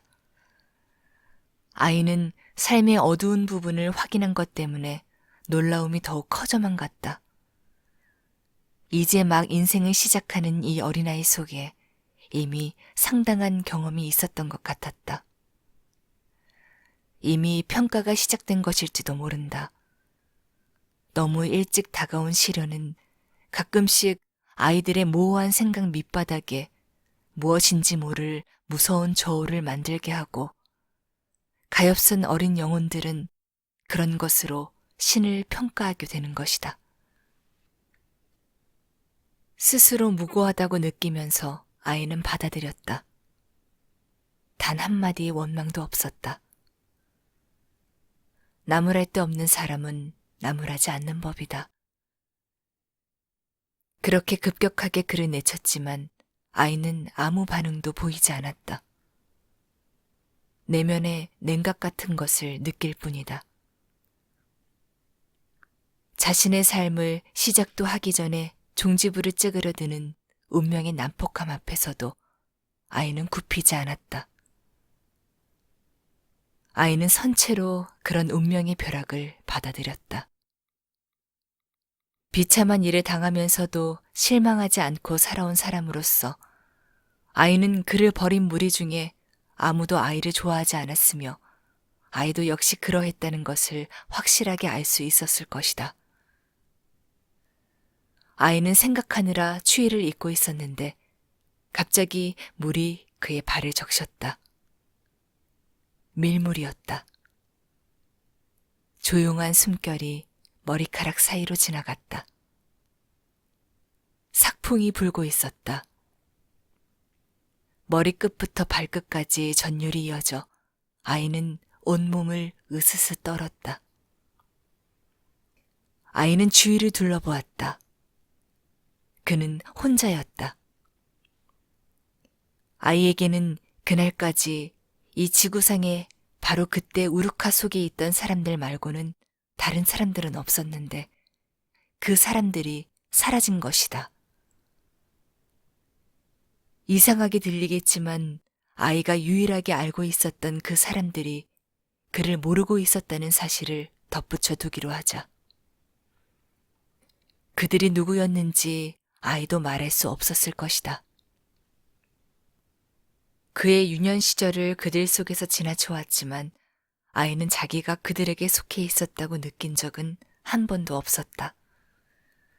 단지 그들 옆에 나란히 놓여 있었을 뿐이었다. 그 이상은 아무것도 아니었다. 이제 막 그는 그들에게 잊혔다. 아이는 돈 한 푼 가지고 있지 않았다. 신발도 없이 몸에 걸친 옷 한 벌이 전부였으며 주머니에는 빵 한 조각도 없었다. 겨울이었고 저녁이었다. 인가가 있는 곳으로 가려면 수십 리를 걸어야 했다. 그는 자신이 있는 곳이 어디인지도 몰랐다. 자기와 함께 그 바닷가로 왔던 사람들이 자신을 버리고 떠났다는 사실만을 알고 있을 뿐이었다. 그는 자신이 삶의 밖으로 밀려난 느낌을 받았다. 그는 자신 내면에서 인간다움이 사라짐을 느꼈다. 그의 나이 10살이었다. 아이는 어둠이 올라오는 것이 보이는 시면과 파도가 으르렁대는 소리가 들리는 시면 사이 사막에 있었다. 아이는 마르고 가냘픈 두 팔을 뻗어 기지개를 켜면서 하품했다. 그러더니 갑자기 뭔가를 결심한 사람처럼 과감하게 활기를 되찾은 듯 다람쥐처럼 혹은 광대처럼 날렵하게 포구 쪽으로 등을 돌리고 절벽을 기어오르기 시작했다. 사다리를 타듯 가파른 오솔길을 오르다가 다시 벗어났다가 또 재빠르고 아슬아슬하게 길을 찾았다. 이제 아이는 정해진 여정이라도 있는 것처럼 육지를 향해 걸음을 빨리 했는데 정해진 곳은 아무 데도 없었다. 그는 갈 곳도 딱히 없으면서 걸음을 재촉하고 있었다. 운명에게 쫓기는 도망자였다. 걸어서 오르는 것은 인간이고 기어서 오르는 것은 짐승인데 아이는 때에 따라 걷기도 하고 기기도 했다. 포틀랜드의 날카로운 절벽은 남향이라 오솔길에는 눈이 거의 없었다. 하지만 맹렬한 추위가 눈을 먼지로 바꿔놓아 걷기에 상당히 불편했다. 아이는 그 어려움을 잘 헤쳐나갔다. 입고 있던 어른 옷이 너무 커서 불편하고 거추장스러웠다. 가끔 튀어나온 곳이나 경사면에 남아있던 얼음 때문에 미끄러져 넘어지기도 했다. 그럴 때마다 낭떠러지에 잠깐 매달려 있다가 마른 가지나 돌 한 귀퉁이를 잡고 오솔길 위로 다시 올라서곤 했다. 어느 순간에는 강력암층이 발밑에서 순식간에 무너지기도 했다. 강력암의 붕괴는 예측할 수가 없어서 아이는 한순간 지붕에서 미끄러져 떨어지는 기왓장처럼 되었다. 지붕의 물매 끝자락까지 굴러갔다가 우연히 움켜잡은 풀 한 포기로 살아났다. 사람들 앞에서 소리 지르지 않았던 것처럼 시면 앞에서도 비명을 지르는 일은 없었다. 스스로를 추스르며 묵묵히 다시 올라갔다.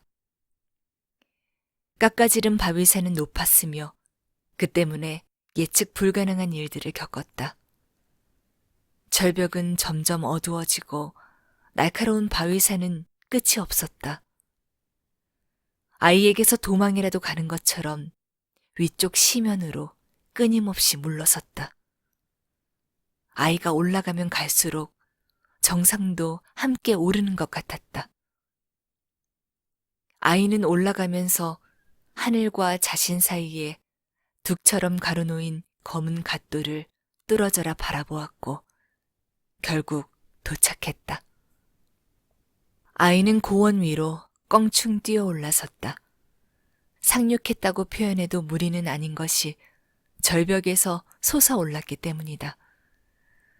절벽에서 빠져나오자마자 아이는 바들바들 떨었다. 밤이면 더욱 심하게 몰아치는 삭풍이 얼굴을 물어뜯는 것 같았다. 살을 애는 것 같은 북서풍이 불어와 아이는 걸치고 있던 거친 선원 작업복을 여몄다. 선원들은 그 옷을 쉬루아라고 부르는데 남서풍에 실려오는 비가 옷 속으로 스며들지 못하기 때문이다. 그것은 좋은 옷이었다. 고원에 도착한 아이는 갑자기 걸음을 멈추고 언 땅 위에 맨발로 딛고 서서 사방을 둘러보았다. 뒤에는 바다, 앞에는 대지, 머리 위에는 두꺼운 안개가 가려 별 하나 없는 하늘이 있었다. 암벽 꼭대기에 도착했을 때 아이는 대지 앞에 서 있었다. 그는 대지를 물끄러미 바라보았다. 평평하고 얼어붙고 눈에 덮인 대지가 광활히 펼쳐져 있었다. 히드 면무더기가 파르르 떨고 있을 뿐 길은 보이지 않았다. 무엇 하나 하다못해 목동의 오두막조차 보이지 않았다. 여기저기에 창백한 나선형 소용돌이가 보였는데 바람에 휩쓸려 땅바닥에서 날아 올라가는 눈 회오리였다. 안개에 덮이며 지평선에서 주름을 만들고 있는 대지의 물결이 새하얀 안개 속으로 희미하게 사라지고 있었다. 깊은 고요. 그것은 영겁처럼 퍼지고 무덤처럼 침묵했다. 아이는 바다를 향해 돌아섰다. 바다 또한 눈과 포말로 인해 육지처럼 휘었다. 그 두 가지 하얀색이 만들어내는 빛만큼 구슬픈 것은 없다. 밤에 뿜어내는 빛 가운데 어떤 것은 매우 선명한 견고함을 보여준다. 그 탓에 바다는 강철 같았고 절벽은 흑단 같았다. 아이가 서 있던 높이에서 보면 포틀랜드만이 지도에서 보듯 허연 반원으로 이루어진 둔덕처럼 보였다. 밤 풍경은 꿈속 풍경을 떠오르게 했다. 어두운 초승달 속에 끼어든 창백한 둥근 형태. 달이 가끔 만들어내는 풍경이다. 만에 이쪽 갑에서 저쪽 갑까지 해안을 샅샅이 둘러보아도 불지핀 아궁이나 불 밝힌 창문, 사람이 사는 집이 있다는 것을 알려주는 반짝임이 단 한 개도 없었다. 하늘에도 땅 위에도 빛이라고는 없었다. 등불 하나, 별 하나 없었다. 만 안으로 넓게 펼쳐진 수면 여기저기에서 이따금씩 파도가 솟아올랐다. 바람이 거대한 미사포가 펼쳐지는 것을 방해하여 주름을 만들고 있었다. 도망을 치고 있는 우루카가 아직도 만 안에 있는 것이 보였다. 우루카는 창백한 낯빛 위를 미끄러져 가고 있는 검은 삼각형이었다. 멀리 광활한 공간에 음산하고 희미한 어둠 속에서 넓게 펼쳐진 수면이 약하게 움직였다. 마투티나호는 빠르게 도망치고 있었다. 윤곽이 매 순간마다 작아졌다. 바다 멀리에서 배의 모습이 녹아 없어지는 것보다 더 빠른 것은 없다. 어느 순간에 우루카가 뱃머리 등을 밝혔다.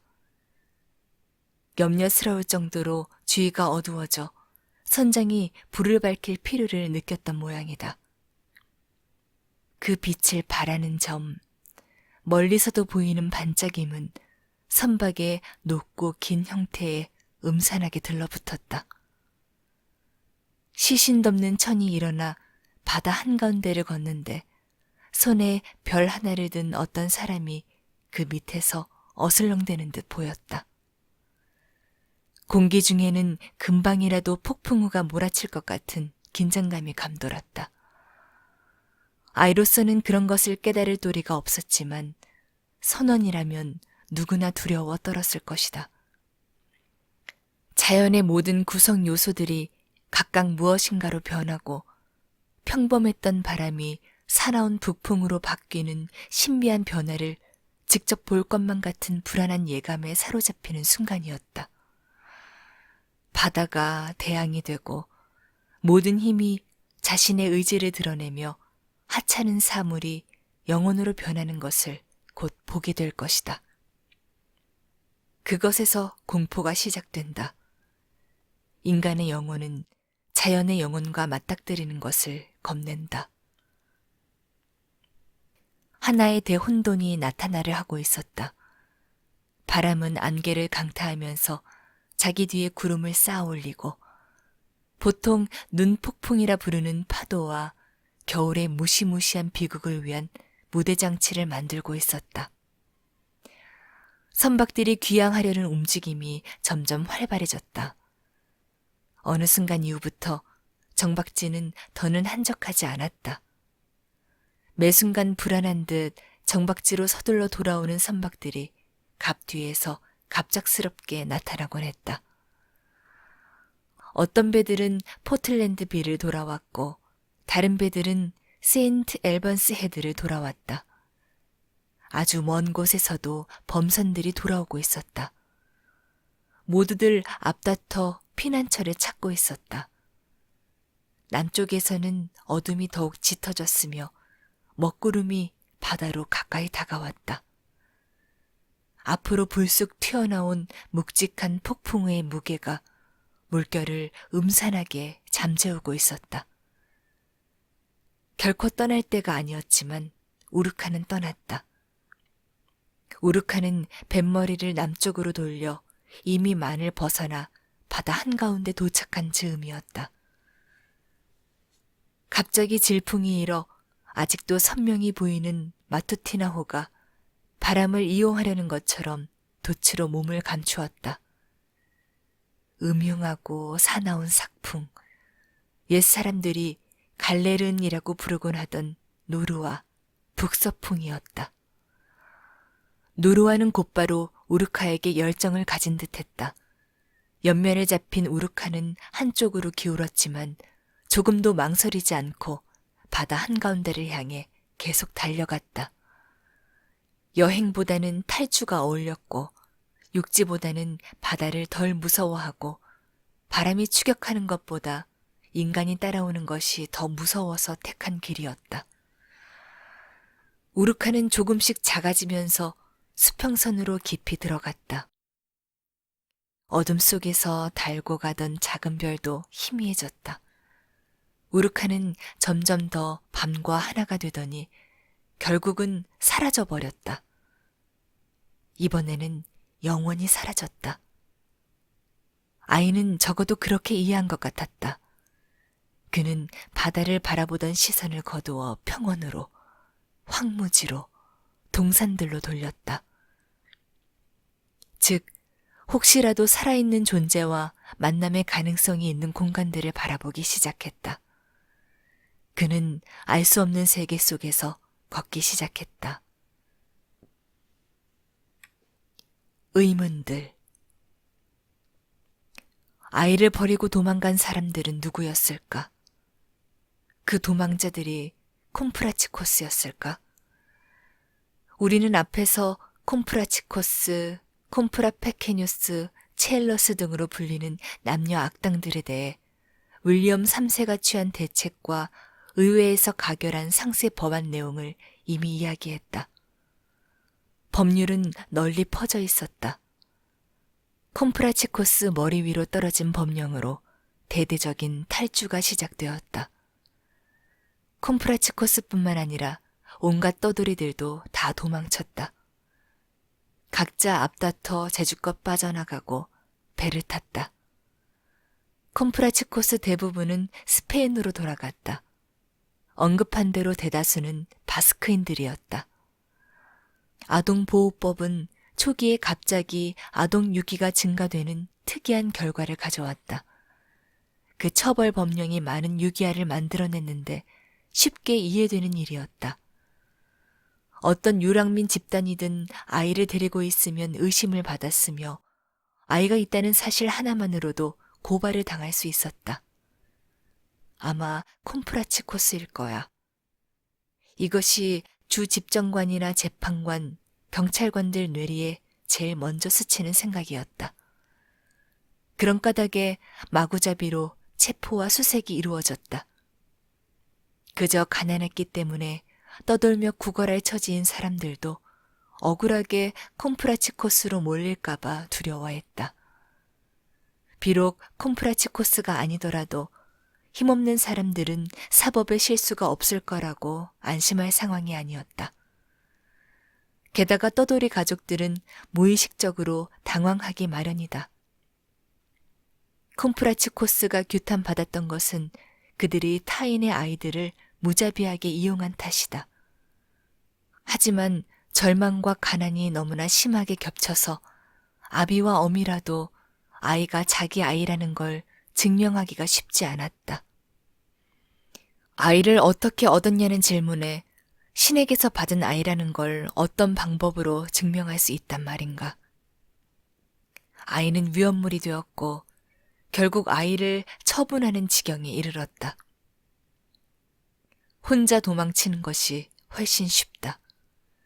아비와 어미는 아이를 처분하기로 마음먹고 숲이나 바닷가 모래톱 혹은 우물 속에 아이를 버렸다. 저수통 속에서 빠져 죽은 아이들이 발견되기도 했다. 덧붙일 것은 콤프라치코스가 이제는 온 유럽에서 몰입꾼들에게 쫓기는 신세가 되었다는 사실이다. 그들을 추격하려는 엄청난 움직임이 시작된 것인데 말 그대로 비로소 경종이 울린 것이다. 모든 경찰은 서로 그들을 많이 잡겠다는 경쟁심이 불타올랐다. 그리하여 스페인의 경찰이라 해서 영국의 경찰관보다 느슨한 감시를 하지는 않았다. 23년 전에 오테로 성 정문에는 번역하기 민망한 문구 하나가 돌에 새겨져 있었는데 지금도 읽을 수 있다. 그런데 그 문구에는 아동 매매 상인과 아동 절도범 간의 미묘한 차이가 형벌을 통해 드러나 있다. 약간 상스러운 카스티아 지방 말로 다음과 같이 적혀 있다. 아동 매매를 한 상인의 귀와 아이들을 훔쳐 갤리선으로 가는 절도범의 음낭은 모두 이곳에 남는다. 이것으로 귀와 음낭을 잘리고도 갤리선으로 끌려갔다는 것을 알 수 있다. 이런 이유로 유랑인들은 앞다퉈 피신하는 일이 생긴 것이다. 그들은 공포에 사로잡혀 떠났고 어딘가에 도착해서도 두려움에 덜덜 떨었다. 모든 유럽의 해안에서는 밀항자를 감시했다. 아이와 함께 상륙하는 것이 너무나 위험했기 때문에 어느 무리든 아이를 데리고 출항하는 게 불가능한 일이었다. 아이를 버리는 게 훨씬 쉬웠다. 우리가 황량한 포틀랜드의 저녁빛 속에서 잠시 보았던 그 아이는 누가 버린 것일까? 일단 보기에는 콤프라치코스임이 틀림없다.